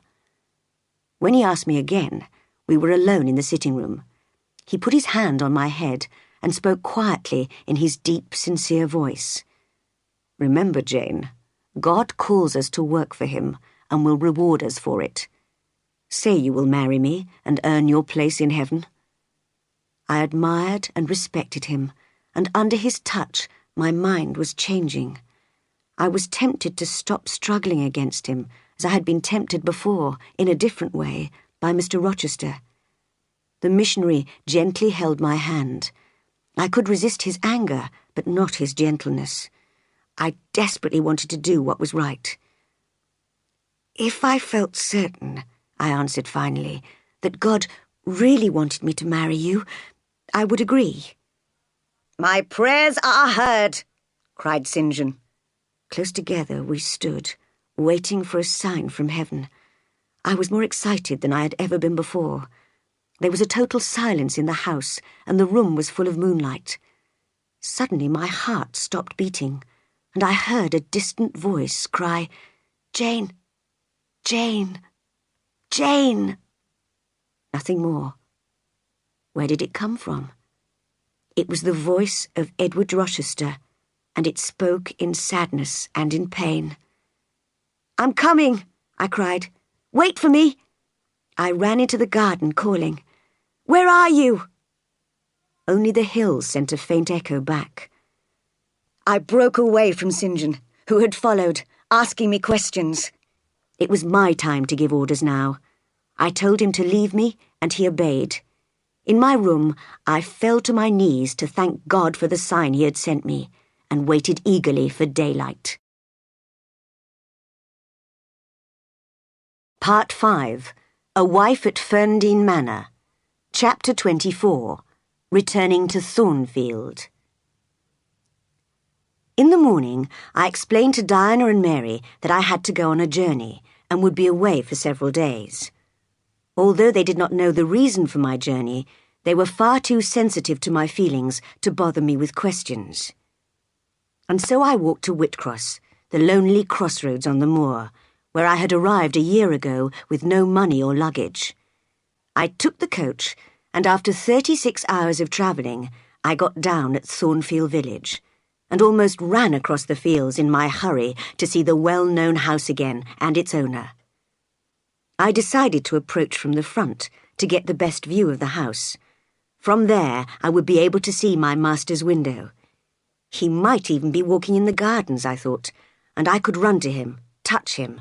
Surely that wouldn't hurt anybody. But when I reached the great stone columns of the main gate, I stood still in horror.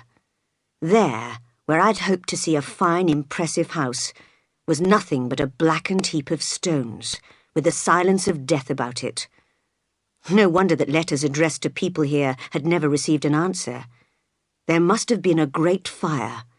How had it started? Had any lives been lost? I ran back to the village to find answers to my questions. "Well, ma'am," the hotel owner told me, "I was one of Mr. Rochester's servants at the time, and I can tell you it was his mad wife who started the fire in the governess's room. The master had been wildly in love with the governess, you see, ma'am, although she was just a plain little thing. And when she disappeared, he almost went mad. His wife must have understood enough to be jealous of the girl. Anyway, in the fire, the master risked his life helping all the servants out of the house, then bravely went back to save the madwoman. We saw her jump from the roof and fall to her death, but because he went back to help her, he was badly injured in the fire, losing a hand and the sight of both eyes. Very sad, ma'am."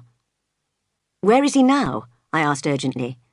"At another house of his, Ferndean Manor, 30 miles away." I hired a carriage to drive there at once. Chapter 25. Finding Mr. Rochester again. Ferndean Manor was a large old house in the middle of a wood. It looked dark and lonely, surrounded by trees. As I approached, the narrow front door opened, and out came a figure I could not fail to recognize, Edward Rochester. I held my breath as I watched, feeling a mixture of happiness and sadness. He looked as strong as before, and his hair was still black, but in his face I saw a bitter, desperate look that I'd never seen there before. He walked slowly and hesitatingly along the path. Although he kept looking up eagerly at the sky, it was obvious that he could see nothing. After a while he stopped and stood quietly there, the rain falling fast on his bent, uncovered head. Finally, he found his way painfully back to the house and closed the door. When I knocked at the door, Mr. Rochester's old servant, John, opened it and recognized me. He and his wife, Mary, were the only servants their master had wanted to keep when he moved from Thornfield. Although they were surprised to see me, I had no difficulty in arranging to stay at Ferndean that night. "But he may not want to see you," warned Mary, as we sat together in the kitchen. "He refuses to see anybody except us." She was lighting some candles. "He always wants candles in the sitting room when it's dark, even though he's blind." "Give them to me, Mary," I said. "I'll take them to him." The blind man was sitting near the neglected fire in the dark room. "Put down the candles, Mary," he sighed. "Here they are, sir," I said. "That is Mary, isn't it?" he asked, listening carefully. "Mary's in the kitchen," I answered. What sweet madness has seized me, he cried suddenly. Where is the speaker? I can't see, but I must feel or my heart will stop and my brain will burst. Let me touch you or I can't live. I held his wandering hand with both of mine. Is it Jane? This is her shape. He released his hand and seized my arm, shoulder, neck, waist, and held me close to him. She is here, I said, and her heart too. I'm Jane Eyre. I found you and come back to you. My living darling. So you aren't lying dead in a ditch somewhere. Is it a dream? I've dreamed so often of you, only to wake in the morning, abandoned, my life dark, my soul thirsty. I'm alive, and I'm not a dream. In fact, I'm an independent woman now. I've inherited £5,000 from my uncle. Oh, that sounds real. I couldn't dream that. But perhaps you have friends now, and don't want to spend much time in a lonely house with a blind man like me. I can do what I like, and I intend to stay with you, unless you object. I'll be your neighbor, your nurse, your housekeeper, your companion. You will never be sad or lonely as long as I live. He did not reply immediately, and I was a little embarrassed by his silence. I had assumed he would still want me to be his wife, and wondered why he did not ask me. Jane, he said sadly, you cannot always be my nurse. It's kind and generous of you, but you're young, and one day you will want to marry. If I could only see, I'd try to make you love me again, but... And he sighed deeply. I was very relieved to discover that was all he was worrying about, because I knew that his blindness made no difference at all to my love for him. However, I thought too much excitement was not good for him, so I talked of other things and made him laugh a little. As we separated at bedtime, he asked me, "Just one thing, Jane. Were there only ladies in the house where you've been?" I laughed and escaped upstairs, still laughing. A good idea, I thought. A little jealousy will stop him feeling so sorry for himself. Next day, I took him outside for a long walk in the fresh air. I described the beauty of the fields and sky to him as we sat close together in the shade of a tree. "Tell me, Jane, what happened to you when you so cruelly abandoned me?" he asked, holding me tightly in his arms. And so I told him my story. Naturally, he was interested in St. John Rivers, my cousin. "Is St. John? Do you like him?" "He's a very good man. I couldn't help liking him." "He's perhaps a man of 50 or so?" "St. John is only 29, sir." "Rather stupid, I think you said. Not at all intelligent." "He has an excellent brain, sir." "Did you say he was rather plain? Ugly, in fact?" "St. John is a handsome man, tall and fair with blue eyes." Mr. Rochester frowned and swore loudly. "In fact, sir," I continued, "he asked me to marry him." "Well, Jane, leave me and go. Oh, until now I thought you would never love another man. But go and marry Rivers." "I can never marry him, sir. He doesn't love me, and I don't love him. He's good and great, but as cold as ice. You needn't be jealous, sir. All my heart is yours." He kissed me. "I'm no better than the great tree hit by lightning at Thornfield," he said. "I can't expect to have a fresh young plant like you by my side all my life." "You are still strong, sir, and young plants need the strength and safety of a tree to support them." "Jane, will you marry me? A poor blind man with one hand, 20 years older than you?" "Yes, sir." "My darling, we'll be married in 3 days' time, Jane. Thank God. You know, I never thought much of religion. Well, lately, I've begun to understand that God has been punishing me for my pride and my past wickedness. Last Monday night, in a mood of deep depression, I was sitting by an open window, praying for a little peace and happiness in my dark life. In my heart and soul, I wanted you. I cried out, 'Jane,' 3 times. "Last Monday night? About midnight?" I asked, wondering. "Yes, but that doesn't matter. This is what's really strange. I heard a voice calling, 'I'm coming,' Wait for me. And where are you? And then I heard an echo sent back by hills. But there's no echo here in the middle of the wood. Jane, you must have been asleep. Your spirit and mine must have met to comfort each other. It was your voice I heard. I did not tell him I had actually spoken those words many miles away at that exact moment on that night, because I could hardly understand how it happened myself. I thank God, said Edward Rochester, and ask him to help me live a better life in future. Together we returned slowly to Ferndean Manor, Edward leaning on my shoulder. We had a quiet wedding. I wrote to tell the Rivers the news. Diana and Mary wrote back with delighted congratulations, but St. John did not reply. Now I have been married for 10 years. I know what it is like to love and be loved. No woman has ever been closer to her husband than I am to Edward. I am my husband's life, and he is mine. We are always together and have never had enough of each other's company. After 2 years, his sight began to return in one eye. Now he can see a little. And when our first child was born and put into his arms, he was able to see that the boy had inherited his fine, large black eyes. Mrs. Fairfax is retired, and Adele has grown into a charming young woman. Diana and Mary are both married, and we visit them once a year. St. John achieved his ambition by going to India as planned, and is still there. He writes to me regularly. He is unmarried and will never marry now. He knows that the end of his life is near, but he has no fear of death and looks forward to gaining his place in heaven.